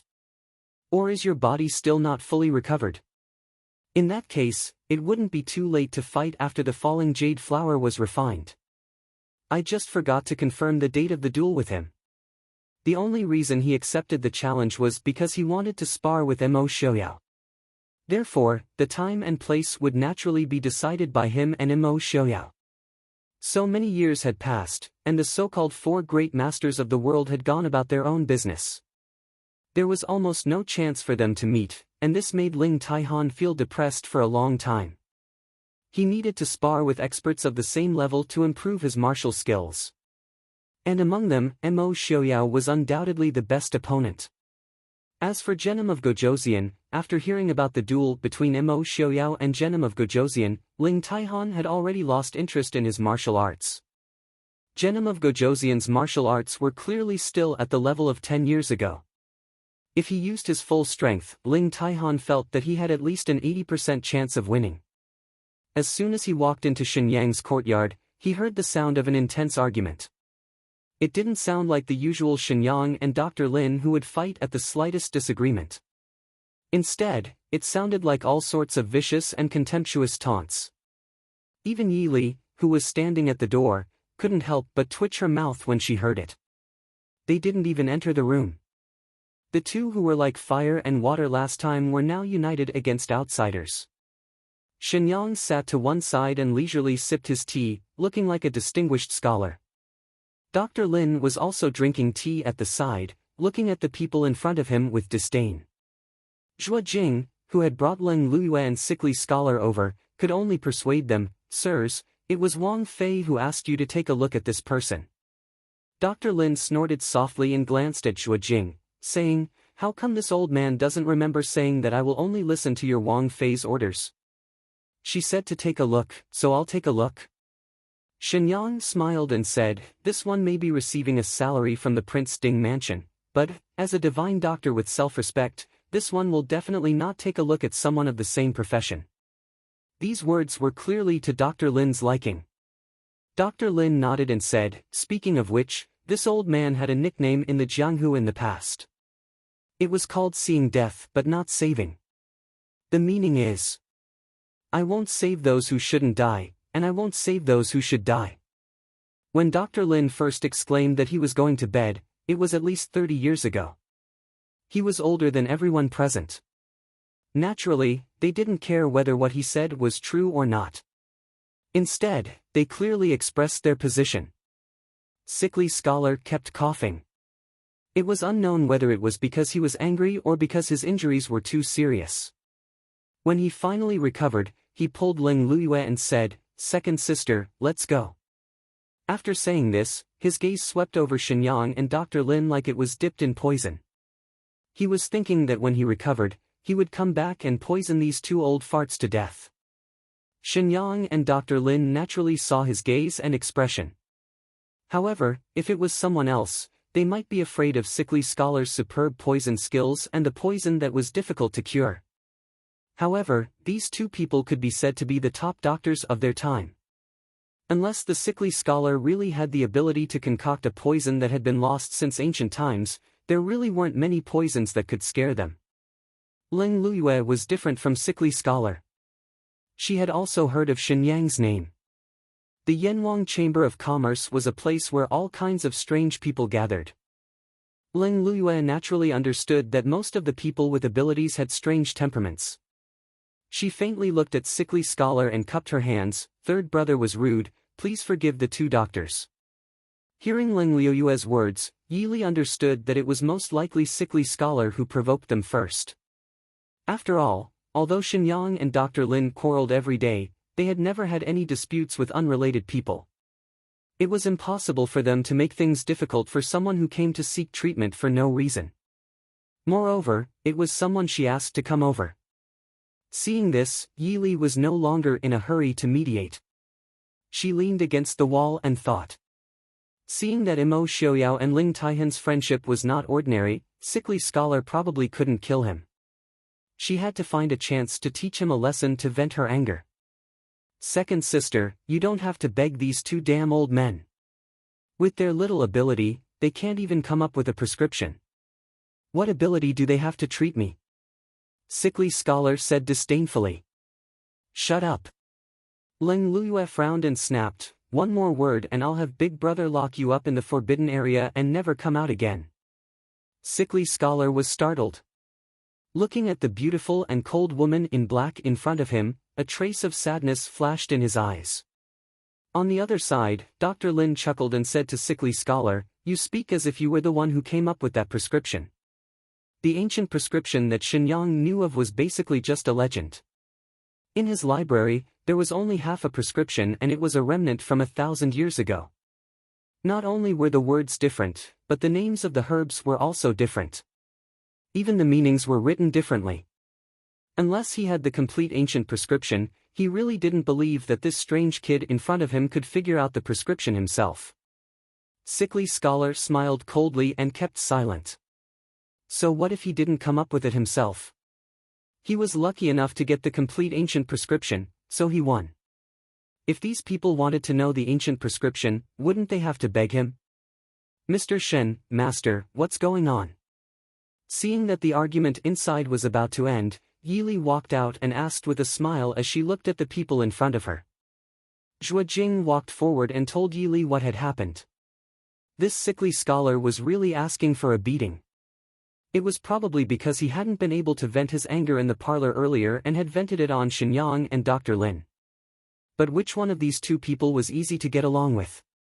Sickly Scholar almost spat out blood after hearing this. Shenyang smiled and didn't say anything. Dr. Lin wasn't so polite and snorted, "Where did you find such a vicious and sickly person? He's about to die and he still doesn't know his place." Yili raised her eyebrows slightly and looked at Sickly Scholar and Ling Luyue. As long as she saw Sickly Scholar, he would always look sickly. So even after being hit by Imo Xiaoyao, he still looked sickly and didn't look like he was about to die. It was Ling Luyue who frowned and looked worriedly at her adopted brother. "My adopted brother doesn't know any better and has offended the two of you. I hope the two of you can save his life on account of his youth and ignorance."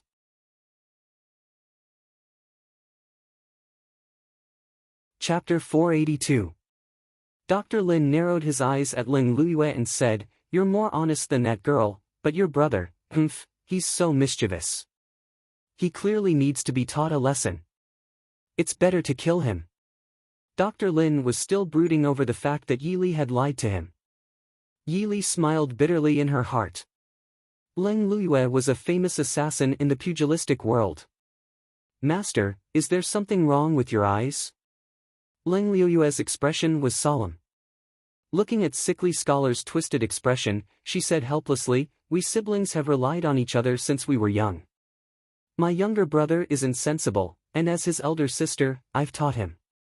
Please forgive me. After saying that, Leng Luyue bowed deeply to the two of them. Just as Leng Luyue said, the three siblings had grown up together. When they first met, the oldest, Ling Taihan, was only 12, she was 9, and the youngest, third brother, was only 5. The three of them had no one to rely on as they wandered the pugilistic world. Later, the three of them were taken into the Yanwang chamber. In a place like the Yanwang chamber, only 2 or 3 out of 10 children could survive. It was also Ling Taihan who protected the two of them. Among them, third brother's martial arts aptitude was the worst. In order to let this little brother survive such a cruel training, she and big brother had put in a lot of effort. But in a place that Leng Luyue did not know, no one could understand how he grew up to have such a personality. However, no matter what, he had never done anything to betray his sworn brother and sister. In fact, he had always listened to the two of them whenever they talked. Just based on this, the two of them could not ignore him. Second sister. Sickly scholar glared at Leng Luyue, his face pale. Ever since the three of them took over the Yanwang chamber, his second sister had never been so submissive to anyone. But now, it was all because of him. It was as if he was an insensible little brother who would never grow up. Master Shen, Master. Pavilion Master Ling and Prince can be considered old acquaintances. I hope that the two of you can make an exception, Yi Li said softly. Shenyang faintly glanced at Yi Li and said with a faint smile, Elder Lin isn't wrong. If this brat continued to torment himself, even the emerald falling flower wouldn't be able to save his life. Did he really think that the falling jade flower was an immortal medicine? Did he really think that as long as he had half a breath left, he would still be alive and kicking? Wang Fei, don't even think about the prescription in his hands. I think he clearly doesn't want to live anymore. Maybe he wants to die together with the prince. Hearing this, sickly scholar's expression changed slightly. His face was ashen and he didn't say anything. Yi Li saw this and was secretly surprised. Could it be that Imo Xiaoyao and sickly scholar really had some deep-seated hatred? After thinking for a while, Yi Li said, no matter what, Pavilion Master Ling will be staying in Glass City for a while. We have to give him face. I asked Mr. Shen and Master to put in some effort. Moreover, Yi Li gave a low laugh and said softly, didn't Mr. Shen say that Prince's illness was very boring because he hadn't seen any difficult illnesses in all these years? Now, does this one count as having a difficult illness? Hearing this, Shenyang's eyes lit up. Although sickly scholar's illness and Prince's poison were completely different concepts, there were still some areas where they could be studied together. Of course, he couldn't use Mo Xiaoyao to study, so he will obediently let this old man take a look. Yi Li didn't hide this from Leng Luyue and sickly scholar.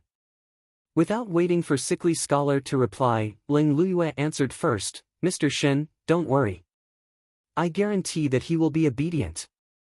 Yi Li gave a faint smile as she looked at sickly scholar who wanted to object but didn't say anything in the end. She blinked her eyes. She seemed to know how to treat this annoying fellow. The three people from the Yanwang Chamber of Commerce stayed in the Prince Ding mansion. With Ling Taihan and Leng Luyue around, Yi Li didn't have to worry about sickly scholar playing any tricks. However, she still ordered Mo Hua to send 20 more shadow guards to stand guard in the main courtyard. Qin Feng also sent 4 of Qi Lin's elites to stand guard in the main courtyard. As long as sickly scholar dared to take a step closer to the main courtyard, they would immediately kill him. After all, the others were fine, but Imo Xiaobao was still an infant who didn't have any ability to resist. Naturally, they had to be extra careful. Duel? Hearing Imo Xiaoyao's words, Yi Li frowned slightly. She put down Imo Xiaobao, who was looking around in her arms. Why would Tower Master Ling want to duel with you? Imo Xiaoyao put down the teacup and pulled Yi Li into his arms. He smiled and said, Li, don't worry. Ling Taihan isn't an idiot.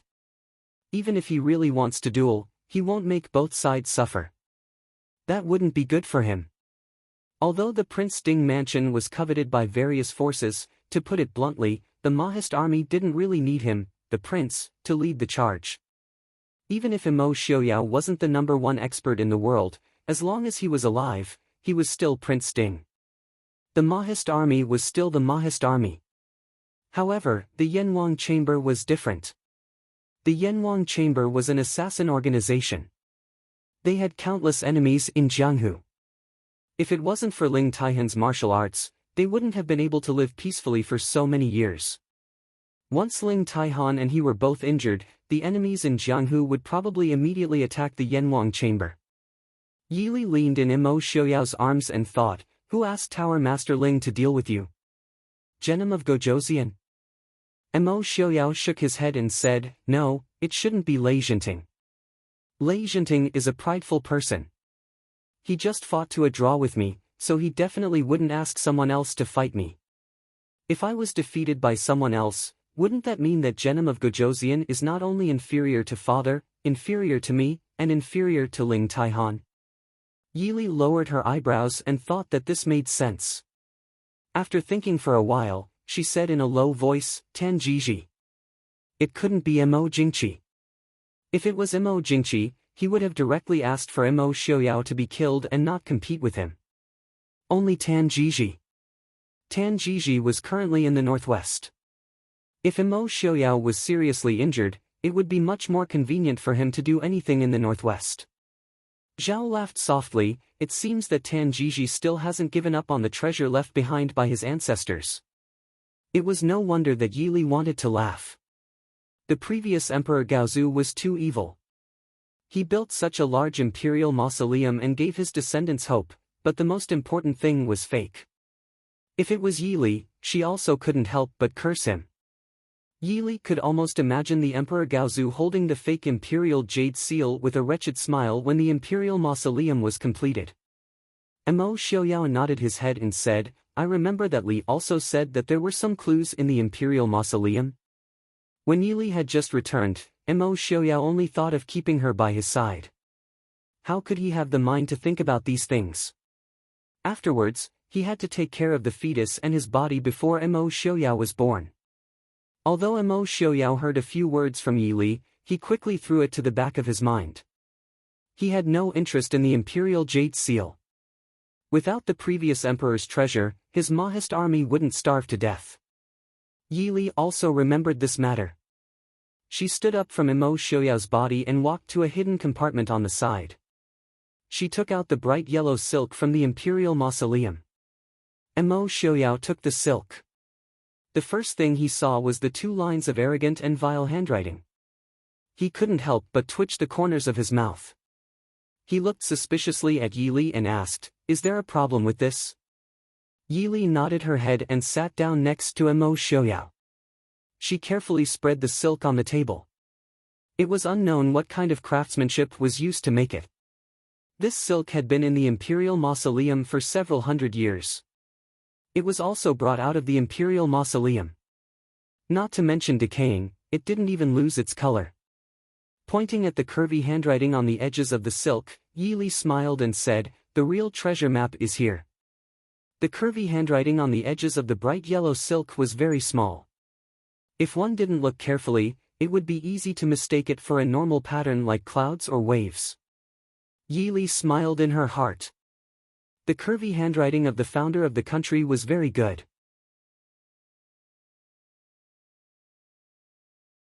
Chapter 483. Imo Xiaoyao stared at the silk for a while, then said with a frown, This should be a type of writing. I remember that some of the books left behind by the previous dynasty's Emperor Gaozu personally examined would sometimes have these strange symbols left behind in some inconspicuous places. However, most of the time, there would only be a few scattered ones, so they would usually be treated as random markings and ignored. However, the silk in front of them had at least 100 symbols woven into it. Mo Xiaoyao was an extremely intelligent person, so he naturally saw a pattern. At the same time, he was certain that this was a type of writing that they did not understand at all. Yi Li nodded and smiled. Correct, this really is a type of writing. Yi Li picked up the brush and ink that had been placed to the side. She looked at the silk in front of her as she absent-mindedly ground the ink. Mo Xiaoyao was silent for a while, then asked, "Li recognizes this type of writing?" Yi Li smiled and nodded. She raised her head and glanced at him. "I truly do recognize this type of writing. This is a type of writing from the extreme west, a place even more distant than the countries of the western regions. However, I will not tell you why I know this." The room was silent for a while. Yi Li did not pay attention to him. After grinding the ink, she spread out a roll of paper and began to translate the characters on it.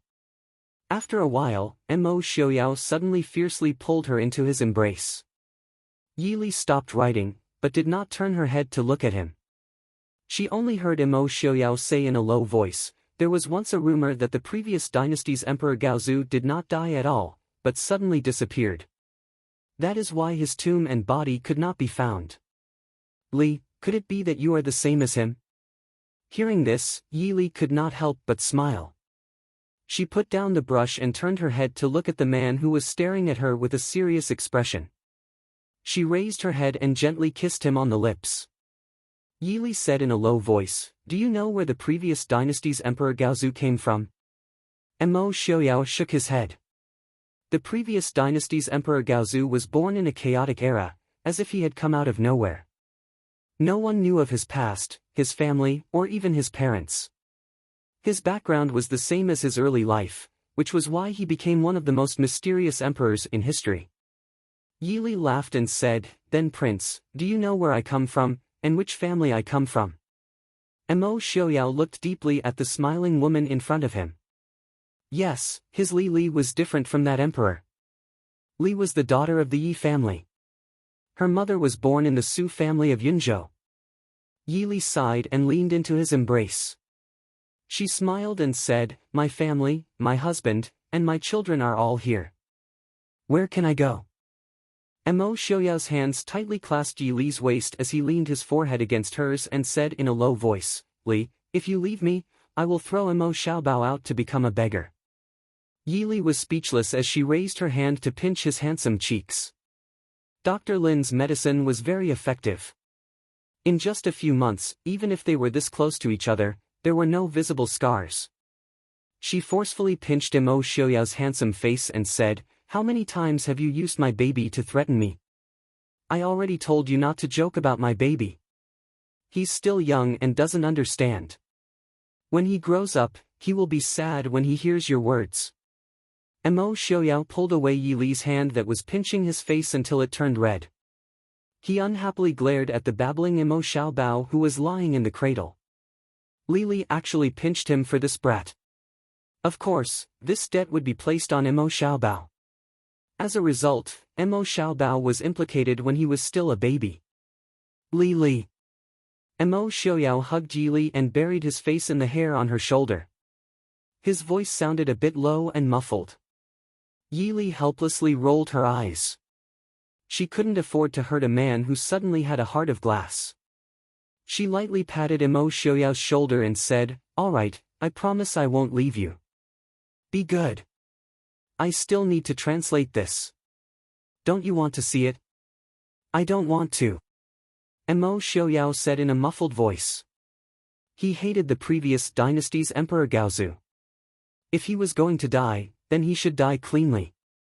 What was the point of leaving behind a treasure map? "Then what do you want?" Yi Li took a deep breath in her heart. She decided that if Mo Xiaoyao continued to cause trouble, she would chase him out. Mo Xiaoyao carried her to the bed behind the screen. "I'm tired. Rest with me." In a daze, Yi Li, who was already pressed down on the bed, couldn't help but roll her eyes at the bed curtains. "Mo Xiaoyao, could you be any more childish?" Without giving her a chance to retort or speak, an even hotter flame instantly engulfed the two people lying in each other's embrace. Yi quickly translated the words on the silk. It was a good thing that Emperor Gaozu didn't trick them this time. The real location of the treasure was in the northwest. It wasn't very far from Glass City, but now clearly wasn't the right time to dig for the treasure. They had to at least wait until the nobles of the various countries that were secretly searching for the treasure in the northwest had all retreated. Yi handed the translated text to Mo Xiaoyao. Mo Xiaoyao only took a glance and memorized it in his heart. He then casually burned the translated text and the original treasure map, leaving no trace behind. Yi arranged for the people of Yanwang Chamber to stay in a medium-sized courtyard in the northwest corner of the residence. Although Glass City wasn't completely smooth right now, compared to the chaos outside, it was rare for it to be peaceful. Yi didn't have anything important to do, so she turned her attention to the Bailuo flower. The first thing she wanted to do was naturally to deal with Sickly Scholar, the bastard who deserved a beating. After breakfast, Yi went to visit the courtyard where the people of Yanwang Chamber were staying. Ling Taihan and Ling Luyue were currently sparring. Sickly Scholar sat alone at the side and stared fixedly at his brother and sister who were flying and dodging around in the garden. His expression was gloomy, and his hand that was holding onto the chair gripped the armrest tightly, as if he wanted to scratch a few marks on the mahogany chair. Yi smiled as she walked to Sickly Scholar's side. She casually smiled and said, "I've long heard that although Pavilion Master Leng is a woman, she is also one of the top experts in the Jianghu. Looking at it now, you and Pavilion Master Ling are indeed a good couple." Sickly Scholar's facial muscles twitched. He raised his head and looked at Yi darkly. Because of Yi profession in her previous life, what kind of evil and perverted person hadn't she seen before? Sickly Scholar's bit of skill wasn't enough for her to take him seriously.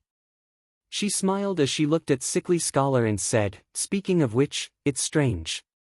Pavilion Master Leng should be in her early 30s this year, right? A girl at this age who hasn't married yet. Pavilion Master Ling is really holding her back. Later, I should mention this to my prince and ask him to remind Pavilion Master Ling third Pavilion Master, don't you think so?" Yi. Sickly Scholar gritted his teeth. What followed was another earth-shaking cough. When he took his hand away, his palm was stained with blood. On the other side, Ling Taihan and Ling Luyue naturally heard the commotion. They quickly stopped the fight and rushed back. "Third brother, what's wrong?" Ling Taihan asked in a deep voice. Sickly Scholar didn't appreciate it. He raised his head and looked hatefully at Ling Taihan before returning to his room. Ling Taihan frowned and said to Ling Luyue, "Luyue, go take a look at him." Ling Luyue nodded silently. She put away the pair of short thorns in her hands and turned to enter the room. Ling Taihan casually picked up a towel to wipe his hands. He turned and said to Yi, "Princess, third brother's health really isn't good. Princess, please have mercy." Yi raised an eyebrow and smiled. So Ling Taihan had seen that Sickly Scholar had suddenly coughed up blood because of her anger. Yi didn't refuse. She waved her sleeve and sat down across from Ling Taihan.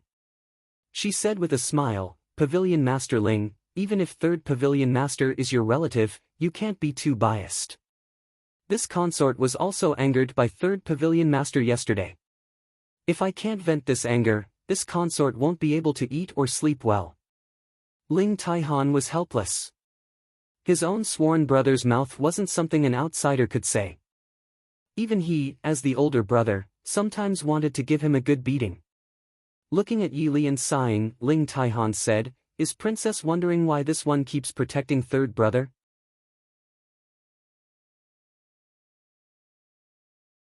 Chapter 484. Yi nodded slightly. She was indeed a little curious. With Ling Taihan's personality and temperament, he shouldn't like someone as stubborn and ruthless as Sickly Scholar. It wasn't that Ling Taihan was merciful, but even though Ling Taihan was the king of Hell's Pavilion Lord, he was much more open and upright than those righteous people who acted like thieves and prostitutes in the dark. Such a person definitely wouldn't like someone with a twisted mind. Ling Taihan sighed with some regret, "I've known my two younger siblings since childhood. Although my third brother was taciturn when he was young, he wasn't like this. At that time, we were still children, and we didn't have any skills. Naturally, we suffered a lot. One year, Lu Yu was seriously ill, and we spent all our savings, but how could that little savings be enough to treat the illness? In order to save Lu Yu, the third brother sold himself and left with the others, leaving behind only the money. After Lu Yu recovered, we joined the Yanwang chamber. Lu Yu practiced martial arts day and night in the hope that one day he would be able to find my third brother. By the time I found my third brother, it was already more than a year later. No one knew how much he had suffered during that time. When we found him, he was seriously injured and almost dying. My third brother's aptitude wasn't good. Even if he practiced martial arts, he wouldn't be able to reach the level of Lu Yu and I. He wasn't suitable for a place like the Yanwang chamber. After he recovered, Lu Yu and I hoped that he would live a peaceful life like an ordinary person. With Lu Yu and I looking after him, he wouldn't be bullied. But who knew that he? Ling Taihan smiled bitterly. He didn't listen to our advice at all. In the end, he joined the Yanwang chamber by himself. With his aptitude, if he practiced martial arts, he would at most become a second-rate assassin in the Yanwang chamber. Most of the time, he would be used as cannon fodder. So he took another path and specialized in poison, which made him a top assassin in the Yanwang chamber. Although he was ruthless to outsiders, he was extremely good to his own people. Although she was an assassin, Moonflow was still a woman. Sometimes, she would be soft-hearted. Every time, third brother would take the initiative to help Lu Yu accept some business that she couldn't do. Yili quietly listened to Ling Taihan's words. She didn't expect that the three leaders of the Yanwang Chamber of Commerce, the most feared organization in Jianghu, had such a past. However, it made sense. After all, innate perverts were in the minority. Sickly Scholar's mental illness wasn't cultivated in a day. Pavilion Master Ling and Pavilion Master Leng are tolerating him because you feel sorry for him. Ling Taihan remained silent. Clearly, he agreed with Yi Li's words. At that time, Ling Taihan was still young and full of vigor. Moreover, he lived in a place like the King of Hell's Pavilion. Therefore, he spent most of his energy on improving his martial arts. By the time he came back to his senses, his sworn younger brother had already become a frightening poison master in Jianghu. Yili looked thoughtfully at Ling Taihan and asked, speaking of the three pavilion masters, even third pavilion master should be close to 30 this year, but you haven't married yet. Why is that? Ling Taihan looked down thoughtfully. After a while, he sighed and said, this one is focused on martial arts. I really don't have any thoughts of marrying. Moreover, the Yanwang Chamber of Commerce is in the business of killing people. Those who kill will be killed by others. It's better not to have any family. But, after hearing what Wang Fei said today, this one just remembered that it delayed Lu Yu and third brother. Yi Li couldn't help but frown. She looked closely at Ling Taihan's calm and vexed expression. It seemed that Ling Taihan really didn't have any feelings for Ling Luyue. It was certain that Sickly Scholar had a crush on Ling Luyue. If Ling Taihan didn't have any feelings for Ling Luyue, then this matter would be much easier to handle. But she didn't know what Ling Luyue was thinking. Even if a woman was an assassin, she shouldn't be over 30 and still not have a sweetheart, right? The only men close to Ling Luyue were Sickly Scholar and Ling Taihan. If Yili had to choose, Yili felt that she couldn't abandon Ling Taihan and like Sickly Scholar. Pavilion Master Ling knows why this Fei has come. Yi Li asked softly. Ling Taihan nodded and said, of course. Over the next 2 days, Luyue and I will try our best to persuade third brother to give up the prescription. After all, this is a matter that benefits both sides, there is no need to make it so that both sides suffer. Then, Pavilion Master Ling, please answer this Fei's question. Yi Li said. Ling Taihan was startled and a bit surprised, but he still nodded and said, I will tell you everything I know. Yi Li looked down and asked in a low voice, what does Pavilion Master Ling think of Pavilion Master Ling? Ling Taihan frowned and said, Of course I think of Lu Yue as my younger sister. Ling Taihan reacted very quickly and immediately understood what Yi Li meant. His calm and handsome face showed surprise as he said, "Princess's meaning is?" Yi Li smiled faintly and was about to nod when she heard the sound of clothes fluttering behind her. The two of them turned around at the same time and saw Ling Liyue's black figure walking away. Yi Li looked helplessly at Ling Taihan and gave a bitter smile. It seemed that Ling Liyue had heard their conversation. More importantly, Ling Liyue really did have feelings for Ling Taihan, so she had left in sadness after hearing Ling Taihan's words. Pavilion Master Ling is not familiar with Glass City, so Pavilion Master Ling should go take a look first. Don't let anything happen. Ling Taihan also knew that Glass City was not like other places. The Prince Ding Mansion's Shadow Guard, the Mahist Army's Black Cloud Cavalry, and the mysterious Qi Lin were all gathered around this city. If Ling Liyue really caused any trouble, she would not be able to escape unscathed. Nodding, Ling Taihan got up and chased after Ling Liyue. Looking in the direction that Ling Taihan's figure had disappeared in, Yi Li's warm smile faded and her beautiful face was gradually dyed with a layer of coldness. Originally, she should not interfere with the emotional entanglements of the Yanwang Chamber of Commerce, but if this was Sickly Scholar's only weakness, she did not mind using his feelings for Ling Liyue to achieve her goal. Standing up, Yi Li slowly walked towards the room that Sickly Scholar was resting in. Before she walked in, she heard intermittent coughing coming from inside. Shen Yang and Dr. Lin were right. Sickly Scholar's illness was beyond cure. Pushing open the door and going in, the person inside heard the sound of the door opening and suddenly turned around. But when he saw that the person at the door was Yi Li, his eyes gradually dimmed. "What are you doing here? As the Wang Fei, you don't even know to report before entering someone's room?" Yi Li did not care about his rudeness. She walked into the room with a smile and sat down in a chair not far from his bed. She said with a faint smile, "Just now, I was talking to Pavilion Master Ling and was not paying attention, so Pavilion Master Ling heard it. Then Pavilion Master Ling ran out by herself." "What are you talking about?" A trace of worry flashed through Sickly Scholar's eyes as he angrily shouted at Yi Li. Yi Li blinked and said with a smile, "Nothing. We were just talking about how Pavilion Master Ling said that he treated Pavilion Master Ling as his own little sister. Is there a problem?" Sickly Scholar stilled. For once, he did not spit venom at Yi Li and lowered his head in silence. Seeing that Sickly Scholar did not speak, Yi Li's lips hooked in a faint smile. She said with a serious expression, "Third Pavilion Master, in this world, there is no such thing as having the best of both worlds. The key is the choice of the person. Compared to spending the rest of your life with the person you truly love, is it really that important to fight with my prince? If it is said that my Wang Ye and you have some enmity for the destruction of your family, then it is fine. But from what I know, other than that fight a few years ago, you and my Wang Ye do not have any other contact.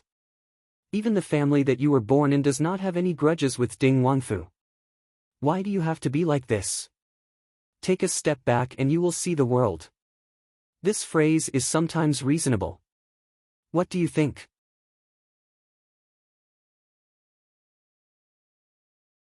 Chapter 485. Sickly Scholar suddenly raised his head and glared fiercely at Yi Li.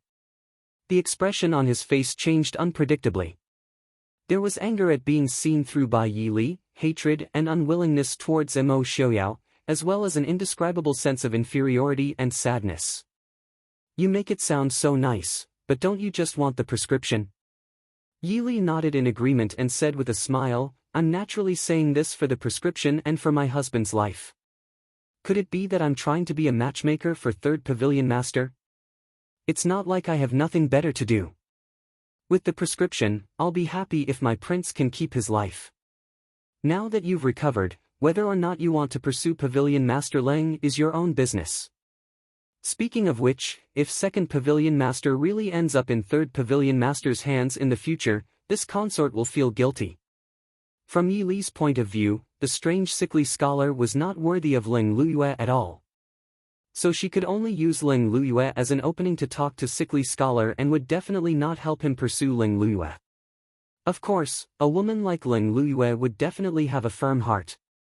If sickly scholar was unable to move her, then other people's ideas might not work. You! Sickly scholar hated it the most when people said that he wasn't worthy of Ling Luyue. Although he knew in his heart that he wasn't worthy of his adopted sister, he couldn't allow others to say it. Yi Li saw that she had said enough, so she got up and prepared to leave. Third Pavilion Master, think about it carefully. Do you want to try keeping your life, or do you want to gamble with my prince and see who has a harder life? I promise that I will find a suitable husband for Pavilion Master Ling before you die. Leaning against the bed, sickly scholar coughed violently as he watched Yi Li leave without any hesitation. Yi Li! You're ruthless enough. Yi Li had indeed grasped his Achilles heel. He was never a gentleman, and if he really had to watch Ling Luyue marry someone else, it would be worse than letting him die. No one knew what Ling Taihan and Ling Luyue had talked about. Later that night, the two of them returned to the Prince Ding mansion as if nothing had happened. After dinner, Yi Li and Su Qingchen had a rare moment of leisure as they played chess and chatted. Sickly scholar asked the guards in the courtyard to deliver a piece of cloth that was filled with ancient handwriting. It was made of an unknown material. Yi Li unfolded it and a satisfied smile appeared on her face. She handed the cloth to Qin Feng behind her and instructed him to personally deliver it to Shenyang and Dr. Lin's courtyard. Yi Li looked more relaxed now that she had finally resolved the matter that had been weighing on her mind for a long time.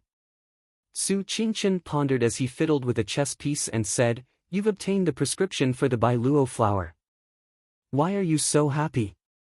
Yi Li smiled and said, "Of course I'm happy. Is Big Brother not happy?" Su Qingchen shook his head and said with a smile, "A grown woman cannot be kept at home." Yi Li was embarrassed by his words. She had already been married for more than 2 years. Su Qingchen put down a chess piece indifferently and said with a smile, "You deliberately stirred up the emotional entanglements between Ling Taihan and his 2 siblings to force sickly scholar to submit. Ling Taihan is still upset and has not reacted yet. When he comes back to his senses, he will make trouble for you." Yi Li did not care at all. She raised her hand and put down a chess piece to swallow a few of Su Qingchen's white pieces and said, "Ling Taihan has the nerve to make trouble for me? That Pavilion Master Ling is already over 30 years old. She has spent her entire youth on him. He should give someone an explanation, right?" Su Qingchen's hand that was holding the chess piece paused for a moment. He looked at her with a smile and said, "Why do I feel like you're implying something?" Yi Li immediately felt a chill down her spine when Su Qingchen stared at her with a smile that was not a smile. However, she still maintained her composure and said, "Is it wrong? In this world, what kind of good family can a woman over 30 find?" Regardless of whether Ling Taihan knows or not, as her big brother, he allowed his adopted sister to be over 30 years old without even asking about her marriage. Isn't that too unreasonable? To put it nicely, Pavilion Master Ling is obsessed with martial arts and is not disturbed by external matters. To put it bluntly, he is a scum who has ruined a woman's life. Scum? Su Qingchen's smile deepened. "Little sister Li, if you have anything else to say to your big brother, you can say it all."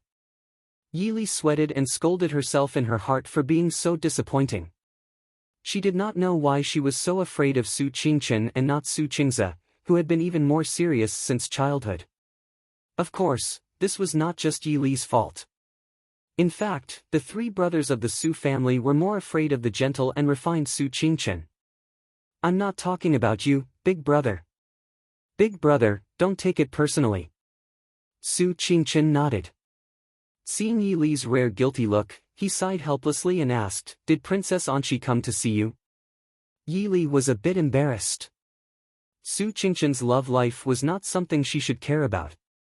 "Princess Anqi didn't say anything about you, but..." Princess Anqi was the princess of a country and the crown princess. The people of Nanzhao were completely different from the culture of the Central Plains. They had no interest in the so-called imperial jade seal, but they still stayed in Glass City for a long time. How could Yi Li not know why? Although Su Qingchen did not hide from Princess Anqi, He was busy with the affairs in the northwest and did not have much time to accompany her. Every time Princess Anshi came to see Yi Li, she looked like she wanted to say something but hesitated. Yi Li sympathized with her. Big brother, what do you think of Princess Anshi? Second brother is about to get married. Uncle and aunt should have urged you, right? After thinking for a while, Yi Li decided to ask Su Qingqian's opinion. Not only because of Princess Anshi, but also because of eldest aunt, grandfather, and uncle, who had always hoped that big brother would get married soon.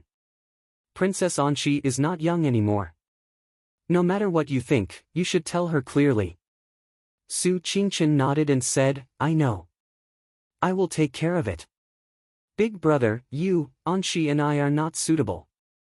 Su Qingqian smiled calmly and said, she is the crown princess of Nanjiang. One day, she will inherit the throne of Nanzhao. Yi Li frowned. She was not sure whether Su Qingqian meant it or not. What if Princess Anshi is willing to give up the throne of Nanzhao? We are just friends. Just friends? Su Qingqian's refusal was clear in this short sentence. Yi Li could only sigh regretfully in her heart. It seemed that Big Brother and Princess Anshi were not destined to be together. Yi Li threw down the chess piece in her hand and looked at Su Qingqian, saying, in that case, I won't talk about this with you. But, if you really don't have this idea, you should tell Princess Anshi clearly as soon as possible. Su Qingqian nodded and said, I know. Li, what else do you want to say? Yi Li looked at Su Qingqian seriously and asked, Big brother and uncle, do you have any misgivings about the prince and the Prince Ding mansion? Su Qingqian was startled. He also put down the chess piece in his hand and looked at Yi Li, asking, Li, why do you think so? Yi Li pursed her lips and smiled, saying, Big brother, I grew up in the Su family. When I was young, eldest uncle and big brother taught me a lot. Both eldest uncle and eldest brother are talented people. It is rare to have one of them in the world. And the Su family is lucky to have two of them. These days, eldest brother and uncle have worked hard on many things in the Northwest. But, with uncle and eldest brother's abilities, you don't have to work so hard, do you? Su Qingqian lowered his eyes and smiled faintly, saying, is it Prince Ding's idea?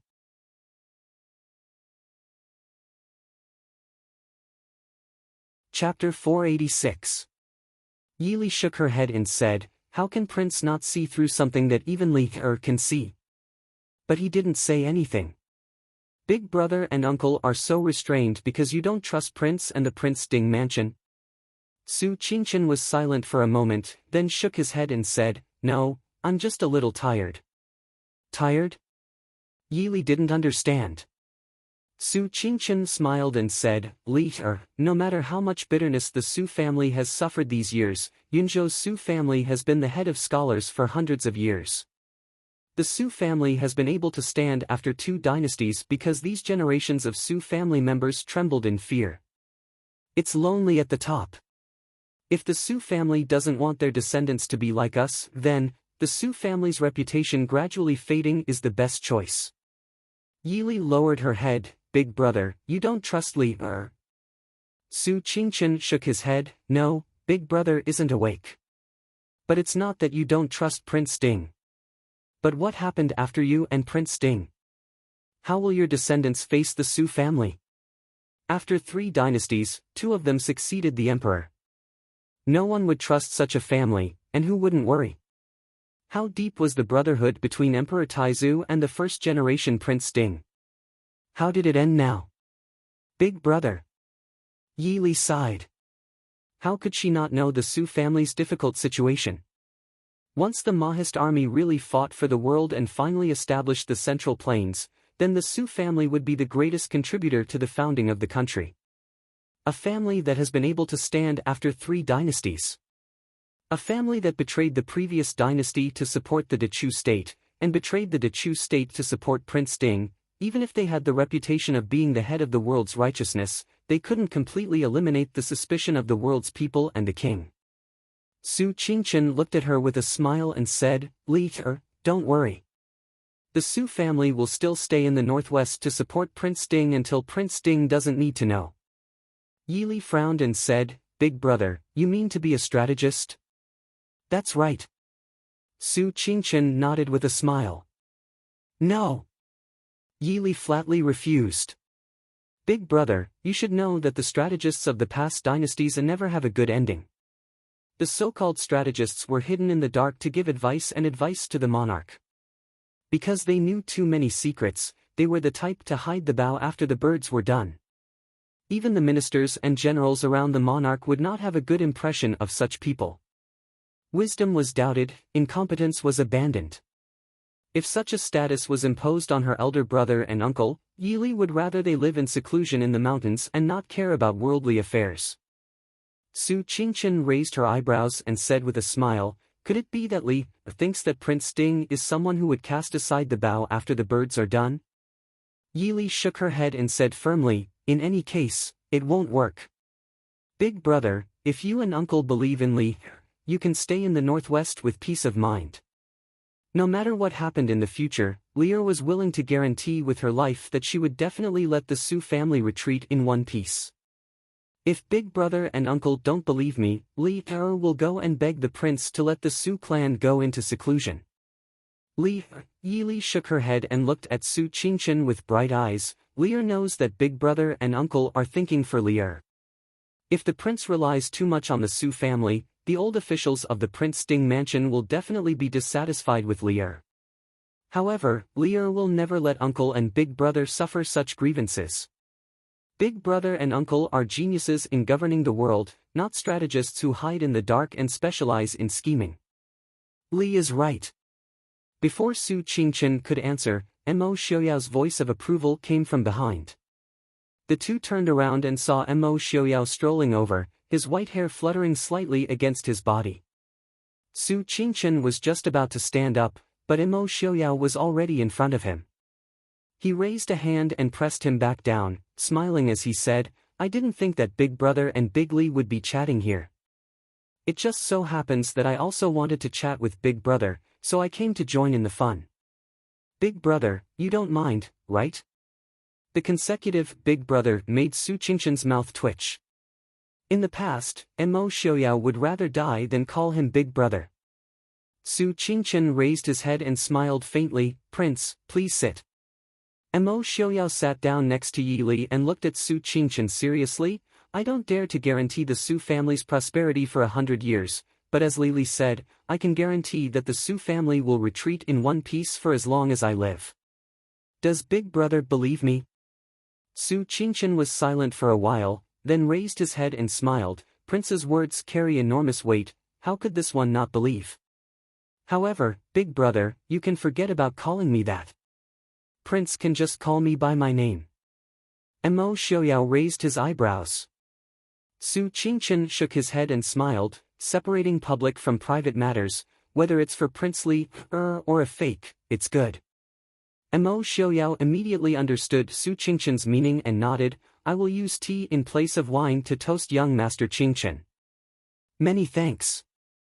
With the prescription provided by sickly scholar, Shenyang and Dr. Lin were able to produce twice the result with half the effort.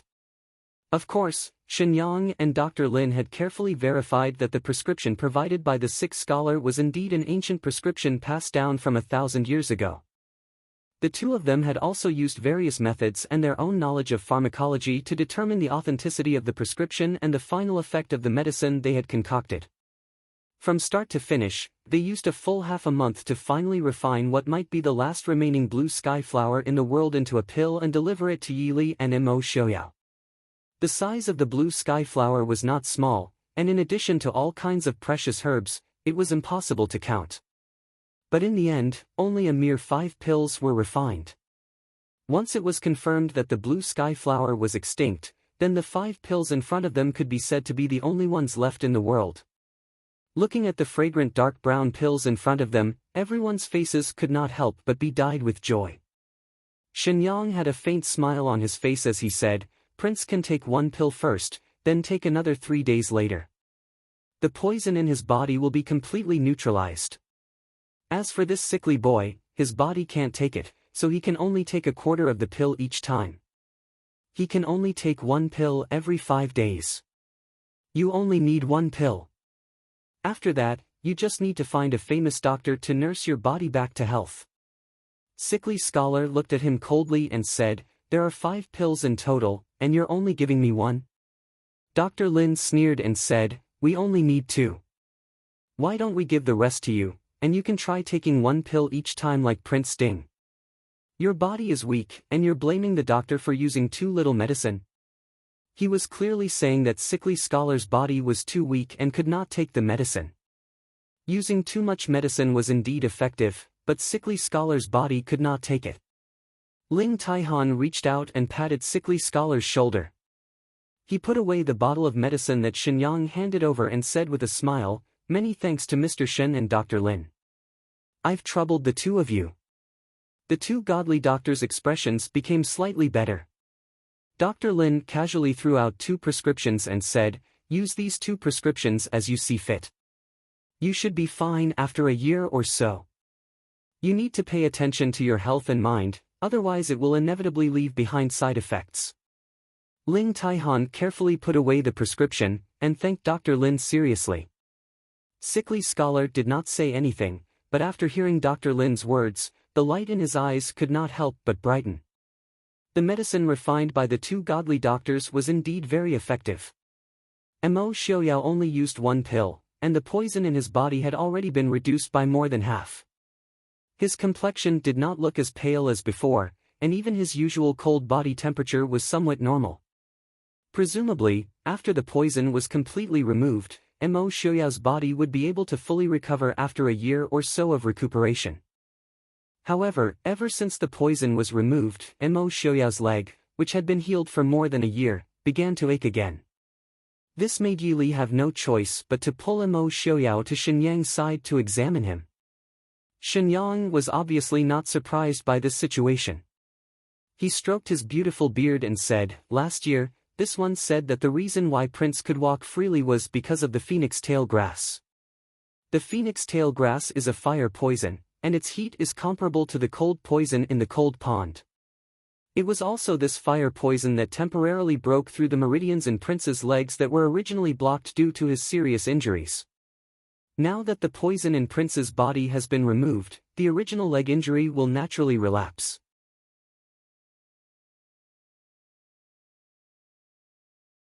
Chapter 487. Yi Li frowned and said, "Could it be that after the poison in Prince's body is completely cured, Prince will still be unable to move?" Hearing this, Mo Xiaoyao held Yi Li's right hand tightly. Yi Li tilted her head and gave him a faint smile. Shenyang said, "That won't be the case.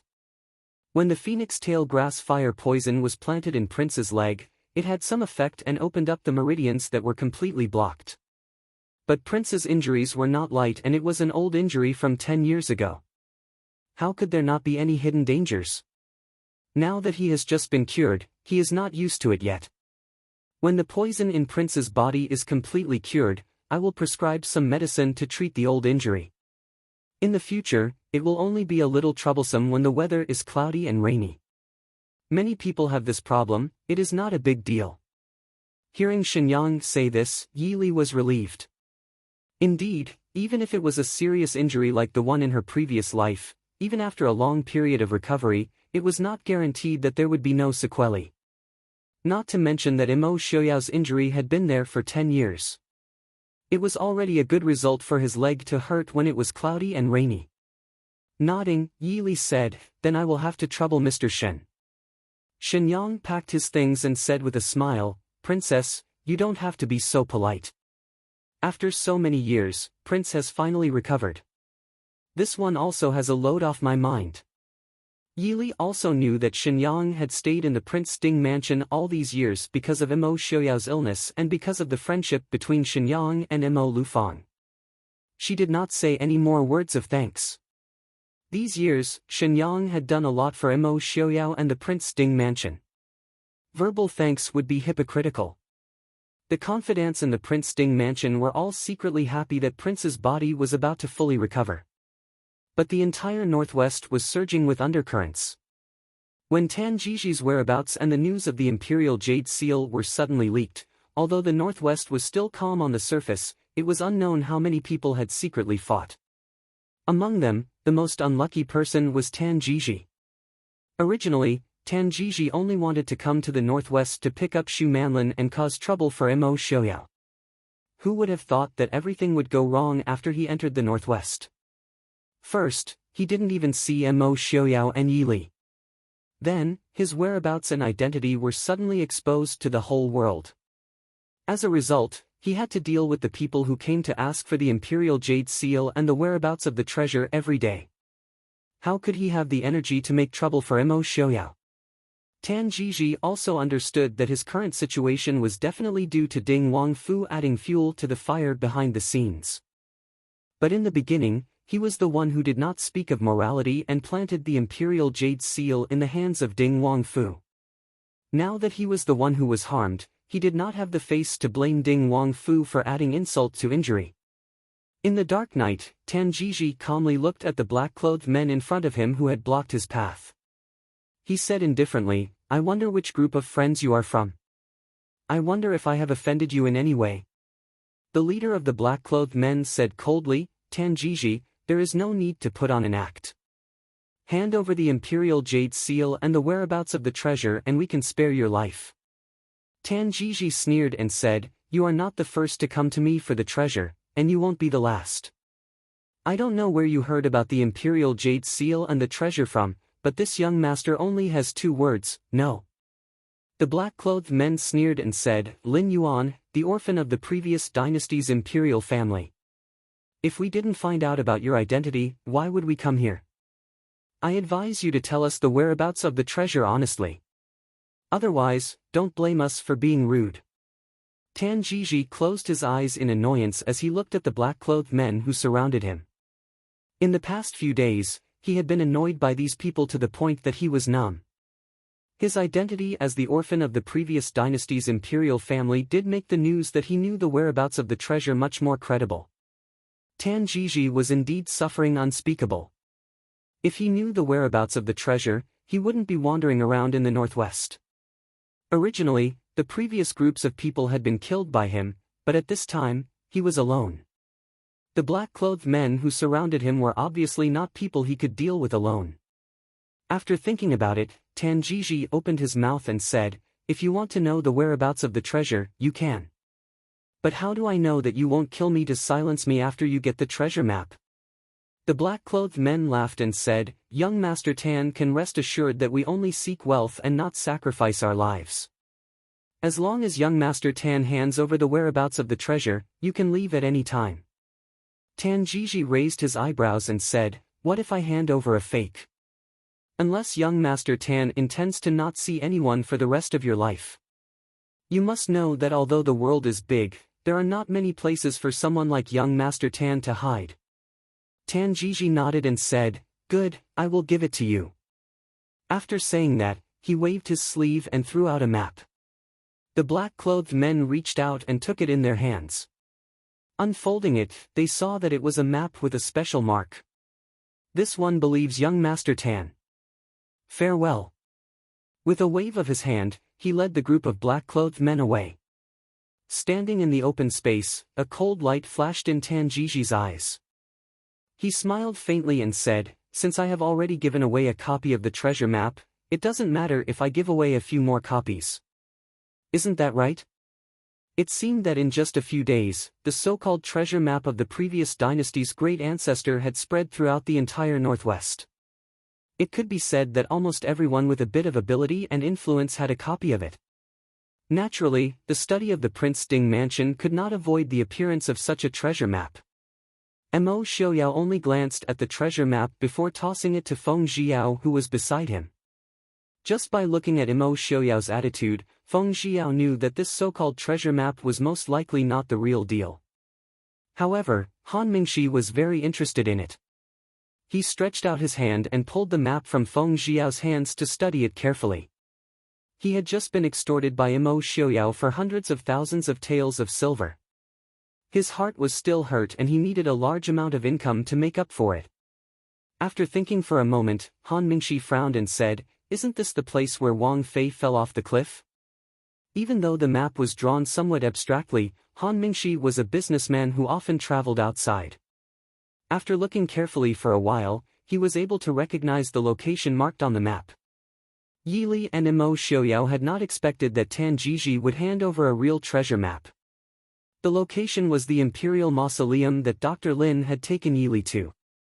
Even though there was no Imperial Jade Seal or Great Ancestors treasure there, it was still a Great Ancestors Imperial Mausoleum.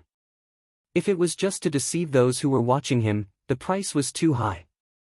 Mo Xiaoyao smiled faintly and said, "Why do we care what he wants to do? In the northwest, what can he do? Han Mingshi, if you are interested, you can come along and join in the fun." Hearing this, Han Mingshi's eyes lit up. He knew that Yi Li had once entered the Imperial Mausoleum.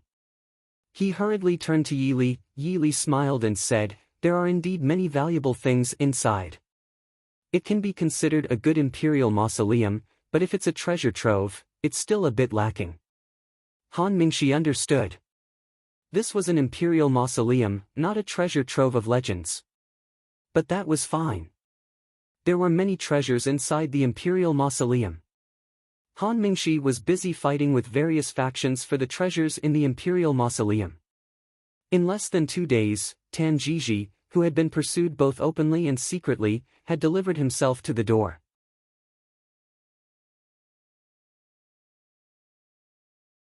Chapter 488. Seeing Yi Li and Mo Xiaoyao once again, the arrogance on Tan Jiji's face faded a lot. Seeing the two respectfully come forward to greet him, Yi Li smiled and asked, "It's been a long time, is Master Tan well?" Tan Jiji smiled bitterly and looked at Yi Li. "Why does Princess ask when you already know the answer?" Yi Li had no sympathy for Tan Jiji's emaciated and tired appearance. She smiled as usual. "This consort and the prince have heard about what happened recently. It's been hard on Master Tan." Tan Jiji felt a lump of air in his chest that he couldn't swallow or spit out. His face turned green and white. After a while, he recovered and cupped his hands to the two. "This humble one asked to see you today because I agreed to take Lin away from the northwest. When does the prince and princess plan to let her go?" Yi Li smiled and said, "Anytime. Master Tan looks as if we're going back on our word." This consort also said that Princess Anqi is still in the northwest. It's not safe for Nanzhang's holy maiden to leave the prince's mansion. Since Master Tan insists, this consort can't persuade you otherwise. But the safety of Nanzhang's holy maiden after she leaves the prince's mansion has nothing to do with the Prince Ding mansion. Tan Jiji said in a low voice, "Of course." Hearing him say this, Yi Li was also straightforward. She waved her hand and asked Qin Feng to bring Shu Manlin over. Not long after, Shu Manlin was brought into the study. When she saw Tan Jiji, she immediately threw herself into his arms and began to sob.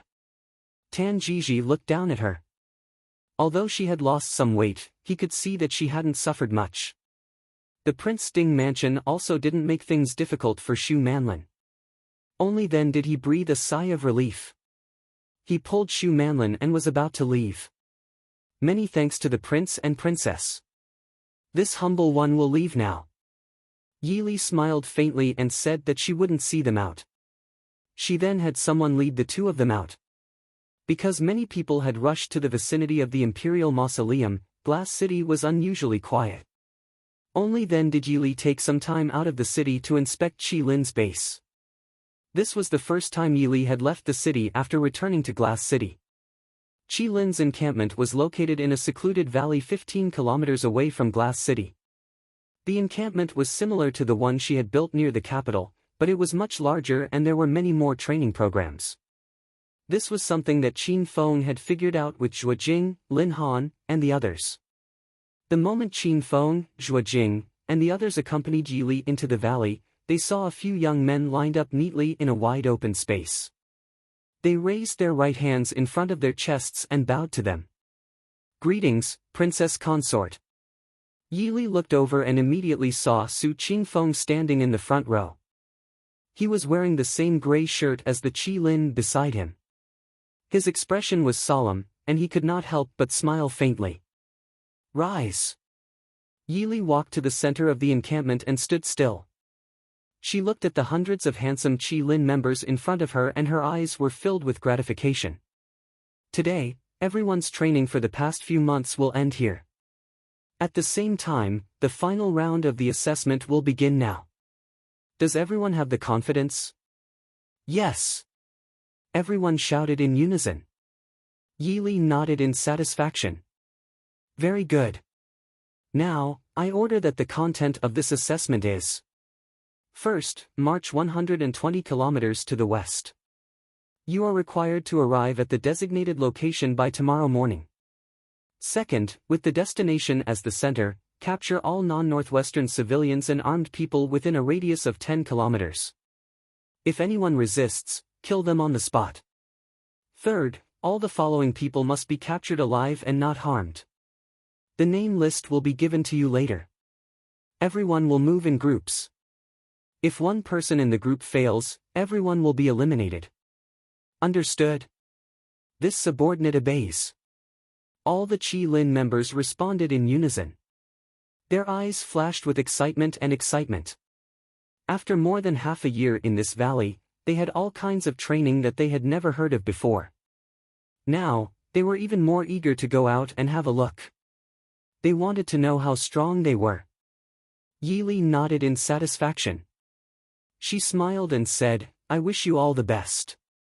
Qin Feng stepped forward and asked people to bring the various kinds of equipment and weapons that the Qi Lin members needed. He looked at his subordinates coldly and said, listen to the princess's order clearly. In addition, I want to add some rules. If you mistakenly capture and injure civilians, you are eliminated. If you hurt the mission target, you are eliminated. If you let the mission target escape, you are eliminated. Dismissed. This subordinate understands. The Qi Lin members responded loudly.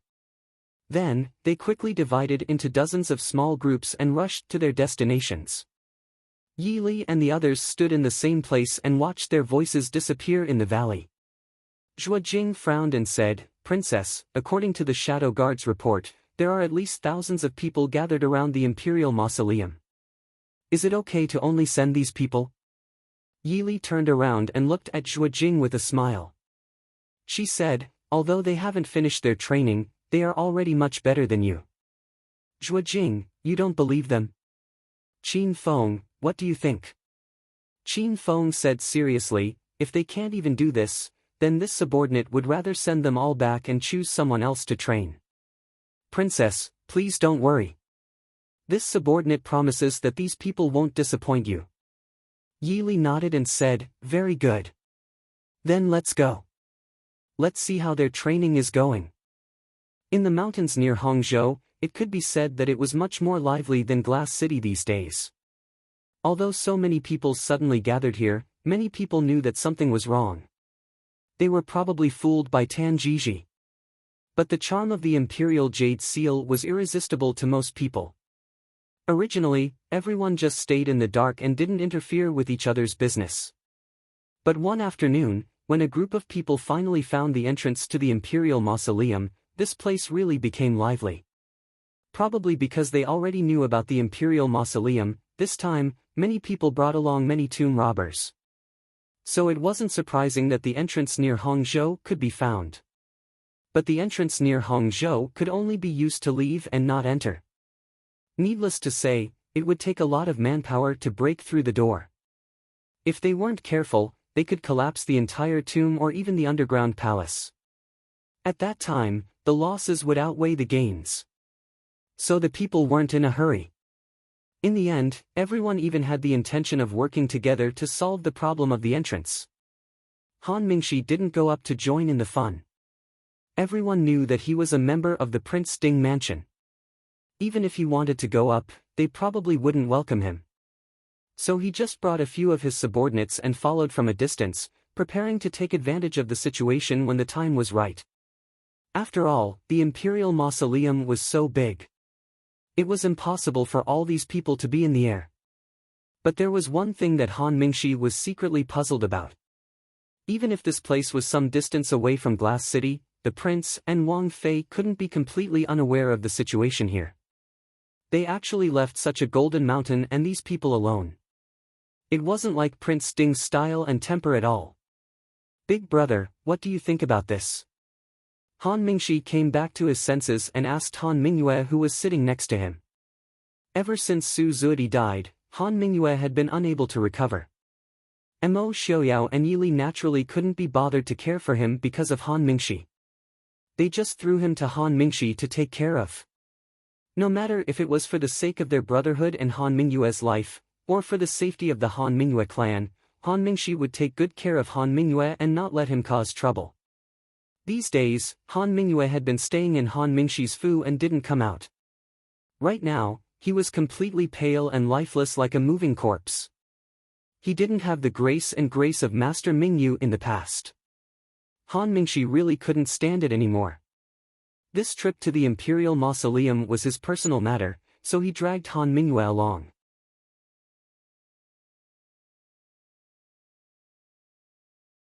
Chapter 489. Perhaps because he did not hear Han Mingxi's question, Han Mingyue's eyes moved slightly, but he did not answer. Han Mingxi did not expect this big brother to give him any advice. He only hoped that he would not cause trouble and live well. That way, he would not let down his big brother's education and the ancestors of the Han family. Thus, Han Mingyue's silence did not make Han Mingxi angry. He just casually leaned against the tree and said thoughtfully, "I always feel that Prince Ding will not let me earn money so easily." Han Mingyue lowered his head and did not speak. Han Mingxi waved his hand and sighed. "Forget it. We'll know what's going on when the time comes." He did not believe that Prince Ding would allow so many people to mess around in the northwest. Cheers came from the stone wall at the bottom of a cliff. "It's open! It's open!" The people gathered at the foot of the cliff were overjoyed. Although it had been a few days since they found the entrance, even with the world's best tomb raiders and construction experts gathered together, they still spent a lot of time to open the entrance to the Imperial Mausoleum intact. After all, they could not see anything from the outside and could not estimate what the mechanisms inside were like. One careless move could cause the entire mausoleum to collapse. At that time, what they would have to dig was not just the entrance door, but one or even several mountains. Fortunately, in the end, someone thought of digging a hole from the side and confirmed the position of the mechanisms inside. Only then was the entrance to the Imperial Mausoleum that had been hidden for hundreds of years opened. At the same time, this also proved that Tan Jiji had not lied to them. The treasure map he had given them was indeed a treasure map to an Imperial Mausoleum. The person who came out from inside said with an excited smile, "This really is an Imperial Mausoleum. The underground palace is very far from here. This Imperial Mausoleum is very large. Quickly go and report to the master." Not long after, the people from all sides had arrived, and no one was left behind. Lei Tingfeng frowned as he looked at the entrance in front of him and asked, "This is the entrance to the Imperial Mausoleum of the previous dynasty's founding emperor? Isn't that a bit too stingy?" Someone in the crowd stepped forward and said, "Prince, you may not know, but this mausoleum is different from other imperial mausoleums. From the very beginning, there was no plan for future generations to pay their respects. That was why the entrance appeared in such a remote place. It was probably prepared to prevent tomb robbers. Moreover, this should not be the only entrance. Based on my deduction, this place is at least 10 miles away from the center of the underground palace." Lei Tingfeng nodded and glanced at the 7th prince and crown prince of the northern tribes and Prince Li of the Dechu state, Mo Jingli, who were also standing at the side. He could not help but frown. Originally, he thought that the treasure map was a secret. However, after finding the place, he realized that everyone had a copy of the so-called treasure map. Lei Tingfeng immediately knew that they had been tricked by Tan Jiji, but this treasure map was obviously real, and they had already found the place. Could it be that Tan Jiji wanted them to kill each other and then reap the benefits of the dispute? Thinking of this, Lei Tingfeng's heart jumped. He was not in a hurry to enter the Imperial Mausoleum. Smiling at the people around him who were also staring at him, he raised his eyebrows and smiled, "Your Highness, Prince Li, 7th Prince, what do you all plan to do?" Everyone present had different expressions, but they could not help but be wary of their opponents. They were all born in the imperial family, so they naturally knew what they would encounter in the imperial mausoleum. However, if others were to get there first, gold, silver and jewels were secondary, but if others were to take the imperial jade seal first, then it would really be troublesome. Yelu Hong chuckled, carrying a caution and shrewdness that was different from the nomads of the north. He smiled and said, "This prince is just a little curious. The mausoleum of the founding emperor of the Central Plains has been turned white. Just send someone in to take a look." With a wave of his hand, a group of men dressed as guards standing behind Yelu Hong stepped into the entrance first. Lei Tingfeng narrowed his eyes, a dark light flashing through his eyes. He nodded and smiled. "Prince Yelu's words are reasonable. Although the imperial mausoleum is inauspicious, there is no need for us to personally explore it. Forget it, you all go in and take a look. When you go back, you can tell father." Behind him, a group of people dressed in golden brocade robes cupped their fists towards Lei Tingfeng and followed in. Yelu Hong and the others present were stunned. Those were the golden-robed guards of Genom Prince Gojoseon. They actually followed Lei Tingfeng out. Lei Tingfeng smiled at Imo Jingli and said, "How about it? Prince Li, are you not going to go in and take a look?" Imo Jingli snorted and said, "A gentleman does not stand on a collapsing wall. A mere imperial mausoleum is nothing in my eyes." With a wave of his hand, the guards standing behind him also followed in. Yelu Yi naturally did not want to fall behind and sent his own men into the imperial mausoleum. In a hidden place far away, Han Mingshi looked at the group of people who were still at the entrance with no intention of going in or leaving. He couldn't help but become angry. What are these people doing? If they don't go in, they will delay others. They won't go in. Han Mingyue, who had been sitting next to him and hadn't spoken until now, suddenly spoke up. Han Mingshi was stunned. He turned to look at Han Mingyue and asked, "Why?" Han Mingyue glanced at him and said indifferently, "Who are those people? If they aren't the crown prince of a country, then they are the son of a prince. They have high positions and power. They are not grave robbers. Even if they want the things inside, they won't personally take the risk. If they lose their lives, they will lose everything." Han Mingshi lowered his head and thought about it. He couldn't help but admit that his older brother's words were very reasonable.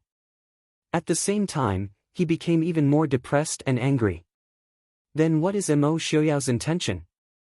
He told me to come here and stare at these people. Is he playing with me? Han Mingyue was silent. He had no interest in Mo Xiaoyao or the people in front of him. He only hoped that his younger brother would not go in and throw his life away. "Young Master Han." A low male voice suddenly appeared not far behind the two of them. Han Mingshi jumped in fright and stood up vigilantly to face the man who had suddenly appeared.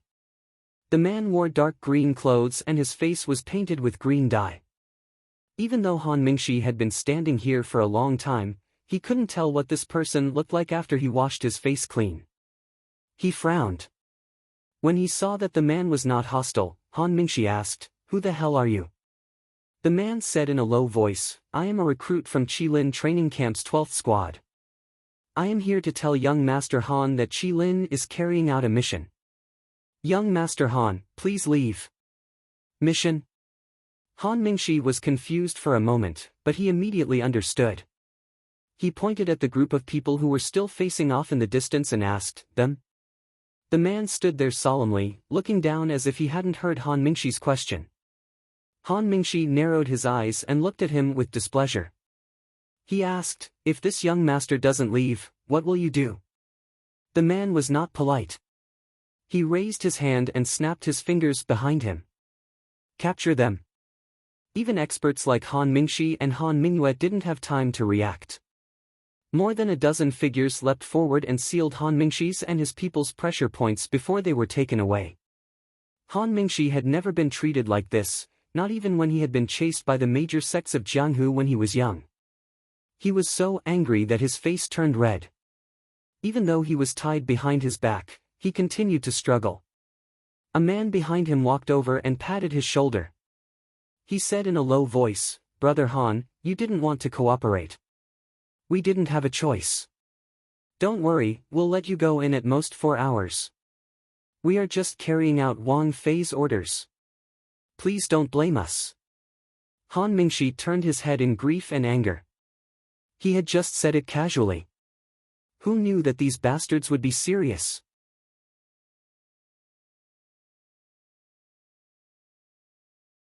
Chapter 490. When he turned around, he realized that the person in front of him, who looked like a ghost, looked extremely familiar. Woo woo. It was Su Qingfeng. Su Qingfeng grinned at him. "Brother Han, I'm sorry to offend you. When we're done with the mission, I'll treat you to a drink as an apology." Woo woo. Fuck you. Your Su family doesn't have any good intentions. Su Qingfeng pretended not to see the anger in his eyes. He waved his hand and ordered his subordinates to hide the captives so that they wouldn't disturb the characters. And so, for the first time in his life, the elegant and distinguished Sir Feng Yu suffered retribution. Because Han Mingshi and the others were still in the game, there was no way they could send someone to escort them out. Thus, they casually found a secluded cave and placed them there. Then, they chopped some branches and grass to disguise themselves before swaggering off. Only Han Mingshi was left lying in the thicket, cursing in his heart. After dealing with Han Mingshi, Su Qingfeng contentedly lay on the hillside and observed the movements of the group of people at the entrance of the Imperial Mausoleum. It wasn't that he wanted to go against Han Mingshi, but that Han Mingshi had chosen the right place. It was exactly the place he needed. Facing the group of so-called prince heirs, Su Qingfeng's eyes were filled with excitement. This kind of life was much more interesting than studying at home or being an official. "Captain, the people outside have all been cleaned up. Only those are left. Do you want to go over now?" One of the team members quietly crept up to Su Qingfeng and crouched down beside him. Su Qingfeng shook his head and said in a low voice, "That group of people are all of noble status and are afraid of death. There are at least a few hundred guards around them. And that Lei Tingfeng, Yelu Hong, Yelu Yi, and Mo Jingli are all considered experts. If we let one of them escape, all our previous efforts would be wasted. When the others arrive, we'll act together. We were the first to arrive." "Why?" The young and energetic soldier was unwilling to give up. They were the first to arrive. If they could catch these people themselves, they would be the undisputed first place. Su Qingfeng raised his hand and slapped him on the forehead. "There are only a dozen of us. It's not easy to deal with so many people face to face. What if one of them got away? Don't forget Princess Consort and Commander Qin's request. Capture or kill all of them. If one escapes, it will be considered a failure." The soldier rubbed his head and lay down obediently. Not long after, something flashed on the opposite hill. Su Qingfeng's eyes lit up. He bit on the grass and said with a smile, "Look, who's here?" The soldiers got up and looked around carefully. They had chosen a good position. Not only could they see the target in front of them clearly, they could also see the cliffs on both sides of the hill. The soldier chuckled and reported to Su Qingfeng, "Squads 1 to 16 have arrived.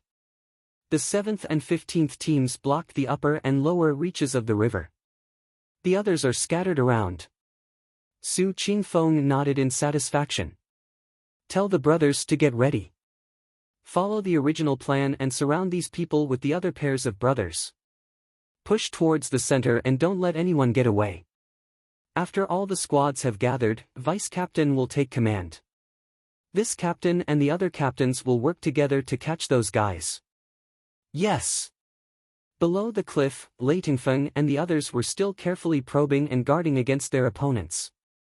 They didn't know that a group of people had quietly gotten rid of the thousands of people they had stationed nearby and were slowly approaching them. Lei Tingfeng leaned against a large tree and sat. His gaze would occasionally sweep past Yelu Yi and the others. He was calculating in his heart if the person who took out the Imperial Jade Seal in the end wasn't one of his own people. Would the people he brought be enough to take back the Imperial Jade Seal? If it was one of his own people who took the Imperial Jade Seal, how would they escape from the encirclement? While he was thinking about this, the others naturally weren't idle either. So when he raised his head this time, he met Imo Jingli's vigilant gaze. Lei Tingfeng gave Imo Jingli a friendly smile, but was only met with silence and disregard. Lei Tingfeng didn't mind this. He and his father had already analyzed Imo Jingli's character. They both had the same goal and thought that this person wouldn't amount to much and wasn't a cause for concern. Finally, a sound came from the tomb. Everyone immediately stood up and stared nervously at the exit. Very quickly, someone rushed out. His sorry appearance let everyone know that the danger they encountered in the Imperial Mausoleum wasn't ordinary. Imo Jingli stepped forward and grabbed the person he sent in. He asked sternly, "Did you find the Imperial Jade Seal?" "Prince. We were deceived by Tan Jiji. Inside, there's no Imperial Jade Seal inside." The guard grabbed Imo Jingli until it hurt, but he still insisted on reporting. Everyone's expression changed. Very quickly, another person rushed out, but the news they brought back was more or less the same. Yelu Hong's people brought back the fake Imperial Jade Seal, but the word "fake" at the corner of the Imperial Jade Seal seemed to be mocking them, causing everyone's eyes to hurt. Tan Jiji. Imo Jingli gritted his teeth. Everyone else's expression was just as gloomy. Especially when they heard that although the burial items inside were precious, most of them were large and hard to move. Their expressions became even uglier. Lei Tingfeng was also very straightforward. Since they didn't find anything, he immediately went to Li City to report to his father. He gave a light snort and said clearly, "Let's go. Return to the city." The guards that were originally hidden not far away didn't respond. Lei Tingfeng immediately felt that something was wrong and his expression became even uglier. The others naturally also felt that something was wrong. Imo Jingli said sternly, "Someone come." Only his voice echoed at the bottom of the cliff. The hundreds of guards that were originally hidden in the shadows didn't move at all. Until a clear and low laugh came from not far away, in the northwest, digging up a grave without the owner's permission. "You all have the guts to quickly surrender and wait for the princess consort to deal with you." Imo Jingli sneered and said, "Could it be that this grave belongs to Imo Xiaoyao?" The other party replied with the same sneer, "Although this grave doesn't belong to the prince, it is still on the prince's land. Also, you are all descendants of the nobles of various countries. To be able to do something as lowly as digging up a grave, it really makes me admire you. But even if you all like to do this kind of thing, you shouldn't do it in the northwest. Do you really think that our prince doesn't exist anymore? I will count to 3, then come over and surrender yourselves. Otherwise, don't blame us for being impolite." Lei Tingfeng smiled and said, "I still haven't asked which general you all are under. Could it be Princess Ding's subordinate, Qi Lin? If that's the case, this humble prince would like to experience a thing or two." Yelu Yi stepped forward and said with a smile, Genom of Gojoseon is right. This humble one would also like to experience Qi Lin's skills." Yelu Hong and Imo Jingli exchanged glances and also prepared to face the enemy. Yi Li's subordinate, Qi Lin, had appeared too quickly and too mysteriously. It would be good if they could use this opportunity to probe their background. "Then I'll have to offend you." As soon as the voice fell, more than 10 figures suddenly leapt into the air and pounced on the crowd. They didn't rush forward like normal people and engage in a chaotic battle. Instead, it was as if they had been arranged in advance.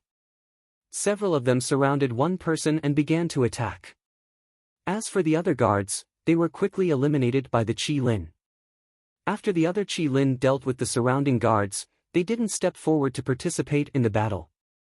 Instead, they surrounded the dozen people in the battlefield in an orderly manner, as if they were watching the battle and preventing the enemy from escaping.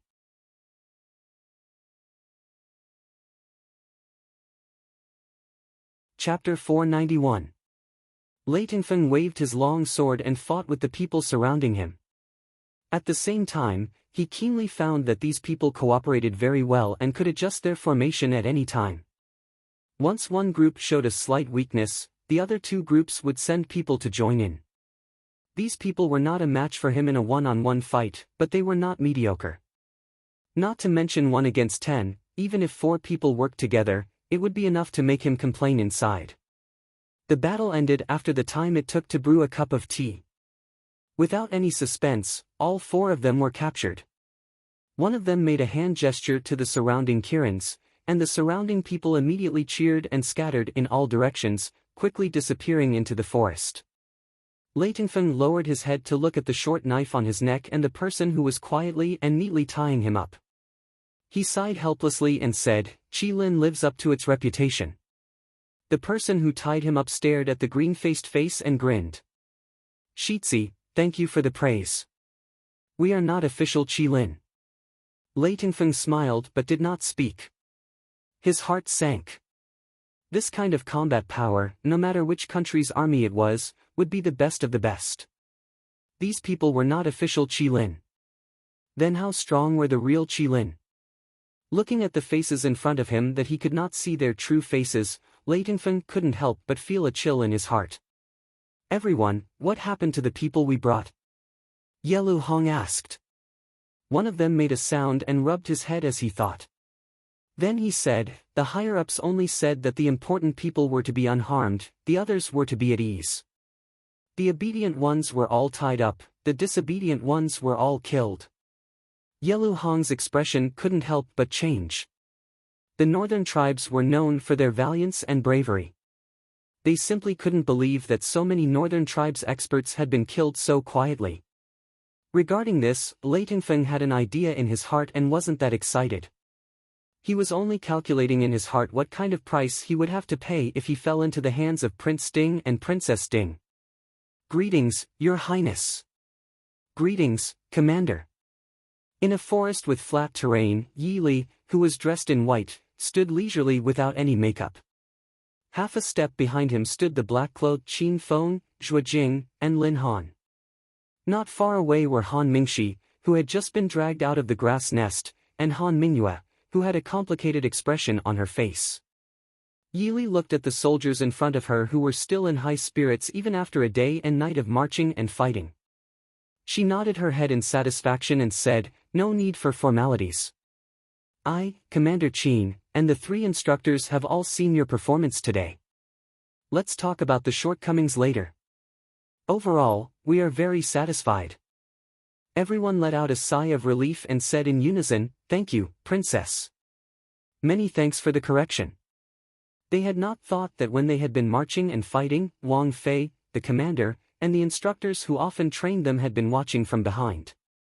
However, they were still very happy to receive a satisfactory evaluation from Wang Fei. Yi Li smiled as she looked at the excited youths in front of her. She smiled faintly and said, "Then, Ben Fei announces that you have officially left the training camp and become members of Qilin." Another wave of cheers came from the troop. Qin Feng, who was standing behind Yi Li, stepped forward and looked maliciously at the excited subordinates. He said, "Don't be happy too early. Truly becoming a member of Qilin means that your future days will be more difficult than before." "Commander, we are not afraid." A soldier in the troop came forward and said firmly. "Aren't you afraid?" Qin Feng gave him a rare smile. The soldier only felt a chill in his bones. Qin Feng's voice continued, "Then, to welcome and celebrate everyone officially becoming a member of Qilin, I have prepared a gift for you. The gift this commander has prepared for everyone is 1 month of wilderness survival. The location is 300 li northeast of Lingyun mountain range. The requirements are that you are not allowed to obtain supplies from civilians in any way, and you are not allowed to alert the garrison troops." "Losers." Qin Feng smiled without a change in expression when he saw the originally excited expressions turn into tears. He said, "Losers will wash the clothes of all of Qilin in the next 3 months." Everyone instantly cursed in their hearts. Qilin had to train endlessly every day. Their clothes were so dirty that they didn't even want to touch them. There were at least 700 or 800 people in Qilin. They would rather die than wash so many clothes. Qin Feng obviously couldn't understand the pain and resentment of his subordinates. He looked satisfactorily at the soldiers whose faces were covered with oil paint, but whose resentment could be clearly seen. He waved his hand and said, "Now, everyone. Set out from the northeast." "Yes. Captain of Squad 12, stay here," Yi Li said. Su Qingfeng, who had originally planned to run with them, stilled and stayed where he was. "Wang Fei," Su Qingfeng said in confusion. "Third brother, your training is over," Yi Li said with a smile. Su Qingfeng knew that when Yi Li called him third brother, it meant that they had a personal relationship. But Su Qingfeng did not want to treat this as a personal matter. After a moment of silence, Su Qingfeng said, "Wang Fei, I want to stay with them." Yi Li frowned and said, "We did not originally say this." Su Qingfeng had joined halfway. Even though his training results were not worse than the others, from the beginning, no one had planned on keeping him in Qilin. Even Su Qingfeng himself probably did not have this plan. Originally, he wanted to be on the battlefield, not on such a small team. Qilin was fated not to be able to face the battlefield directly. Also, because of the confidentiality of Qilin, if Su Qingfeng really joined Qilin, it meant that he would not be able to marry and have children for at least a few years. He would also not be able to interact with his family for a long time. This was probably not what uncle and aunt wanted to see. Su Qingfeng said seriously, "I have made up my mind. I do not think I am worse than anyone else. Wang Fei, please give me a chance to prove it." Yi Li frowned slightly and looked at Qingfeng to ask, "Qingfeng, what do you think?" Qingfeng raised an eyebrow and said, "Third Master Su's ability is unquestionable. Actually, Wang Fei can wait for Third Master Su to return before deciding whether to stay or leave. There is also time to discuss with old teacher Su and the two masters." Yi Li thought for a moment and nodded, "All right then, third brother, you can go first." Su Qingfeng heard this and his face lit up with joy. He bowed to Yi Li and Qingfeng before turning to chase after his own team. Reporting to Prince, bad news. In the inn in Glass City, a servant knocked on Genom of Gojoseon's door with a panicked expression. Not long after, the door opened from the inside. Genom of Gojoseon stood at the door with a gloomy expression. He stared at the panicked servant in front of him and asked coldly, "What happened?" The servant panted heavily and stammered, "Your Highness. Something happened to Your Highness. Your Highness has been captured by the people from the Prince Ding mansion." Genom of Gojoseon's heart sank. His subordinates naturally would not speak without thinking.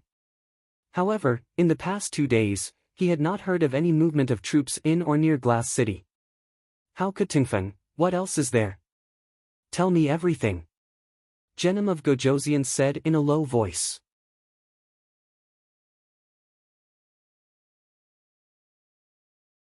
Chapter 492. The attendant hurriedly said, "We have lost contact with all the people who went out with the Crown Prince. I heard that this morning, Princess Ding personally escorted a group of people back to the mansion. The servants reported that they saw the Crown Prince of the Northern Tribes, the 7th Prince, and Prince Li of Eastern Chu." Genom of Gojoseon frowned. What does the Prince Ding mansion want to do after capturing so many people? Genom of Gojoseon did not believe that the Prince Ding mansion wanted to start a war with the other countries.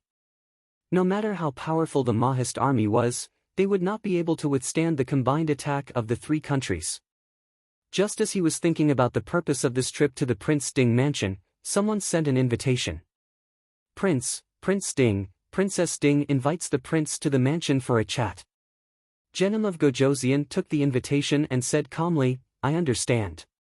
You may leave." After dismissing the servant, the attendant standing by the side asked carefully, "Prince, are we going?" Genom of Gojoseon looked at the elegant invitation in his hand and sneered, "Tingfeng is in their hands. How can we not go?" In the Prince Ding mansion, Han Mingxi was complaining to Yi Li about what happened to him yesterday. Yi Li smiled at his indignant expression and said, "Mingxi, it's all a misunderstanding. I'll apologize to you on their behalf. Is that not enough?" Han Mingxi glanced at Imo Xiaoyao who was calmly drinking tea. He snorted and muttered, "What misunderstanding? Someone is clearly plotting against me." He clearly knew that Qilin's people wanted to capture people, yet he still told him that he could go there to make a fortune.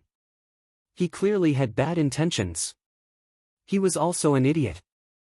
He actually believed that Mo Xiaoyao would give him directions to make money. Mo Xiaoyao clearly only knew how to exploit him. Yili covered her mouth and laughed. "Mingxi, this is really a misunderstanding. I made the decision to hire Qilin at the last minute. Even Prince doesn't know about it." Han Mingxi knew that Yili wouldn't lie to him about such a trivial matter, so he just snorted and admitted that he was unlucky. Mo Xiaoyao put down his teacup and looked at him with raised eyebrows.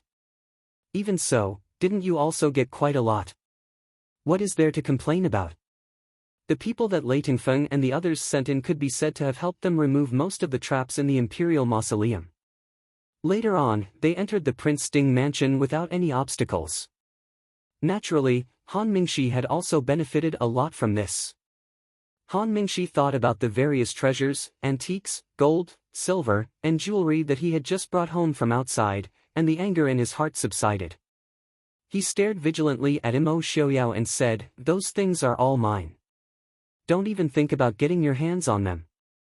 Mo Xiaoyao didn't comment. If he really wanted them, would he have to worry about not being able to get the things in Han Mingxi's hands? There was no need to argue with Han Mingxi in front of Li. Su Qingchen, who was sitting on the side and watching the show, saw that they had finished arguing. He smiled and said, "Li, what do you plan to do with the people you captured? Those people were all important figures in the various countries. It was because of this that it was troublesome to deal with them." Yili smiled and said, "What does Big Brother think?" Su Qingchen casually played with the beautiful jade at his waist. He thought for a moment and said, "I don't think Li has any intention of doing anything to them. In the end, I'm afraid we'll have to let them go. The key is how we'll let them go, and how many benefits will we get." Yili smiled and said, "It's good that Big Brother knows. We don't expect to get many benefits. This time, we're just planning to send these people out of the Northwest in one go. They've been in the Northwest for a long time." A look of understanding flashed across Su Qingchen's face.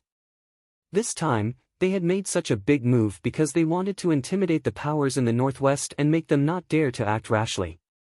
He nodded and said, "I know. I'll tell father and second uncle when I get back." Yili nodded and said, "Then I'll have to trouble Big Brother and uncle to negotiate with the various countries." Reporting to Wang Fei, Genom of Gojoseon has arrived.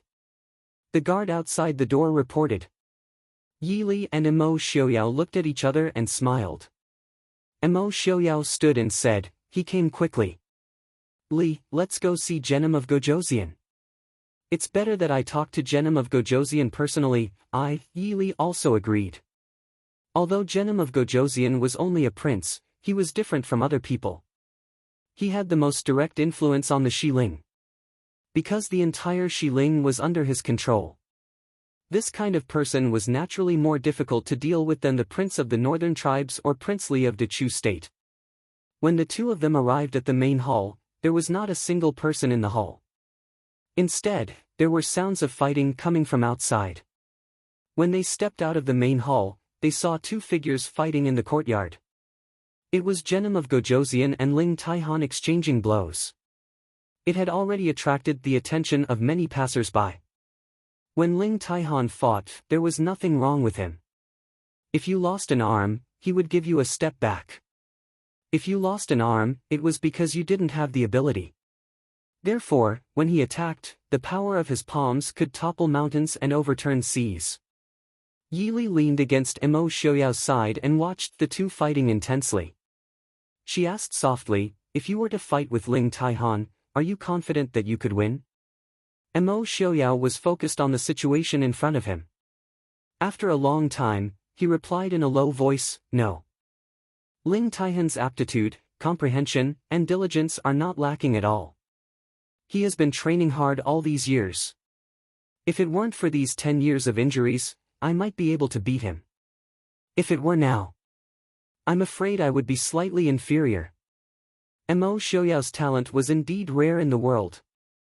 However, no matter how good his talent was, it could not withstand these 10 years of exhaustion. In fact, for Mo Xiaoyao to be able to maintain his martial arts to this level, it was already unknown how much sweat and hard work he had put in. Right now, Ling Taihan can be said to be the world's #1 expert without a doubt. Mo Xiaoyao sighed softly as he watched the two fight. "You're saying?" Yi Li was startled. Mo Xiaoyao continued, "Genom of Gojoseon is not Ling Taihan's opponent, and Mu Qingcang is even less so." Mo Xiaoyao also admitted that he was inferior to Ling Taihan. Ling Taihan was indeed the world's #1 expert without a doubt. As expected, in a situation where Ling Taihan did not show any mercy and Genom of Gojoseon was clearly not in his best condition, Genom of Gojoseon quickly began to show signs of defeat. However, Ling Taihan clearly did not have any intention of stopping, and continued to relentlessly attack. Seeing this, Yi Li could not help but observe a moment of silence for Genom of Gojoseon. Her original intention of inviting Genom of Gojoseon to the Prince Ding mansion today was definitely not for Ling Taihan to teach him a lesson. She only wanted this matter to end quickly. Everything was just a coincidence. Ling Taihan is so ruthless no matter who he fights with. Yi Li asked with a frown. Thinking of the previously arranged match between Mo Xiaoyao and Ling Taihan, she could not help but feel a little worried. Mo Xiaoyao smiled and reached out to pull her into his arms. Ignoring the sidelong glances of the onlookers, he laughed softly and said, "Ling Taihan is not an idiot. If he really wants to fight me to the death, even if I end up worse off, he won't be any better off." The difference in strength between them was not to the point where Ling Taihan could one-sidedly suppress him. If he performed above his usual level, it would be hard to tell who would win.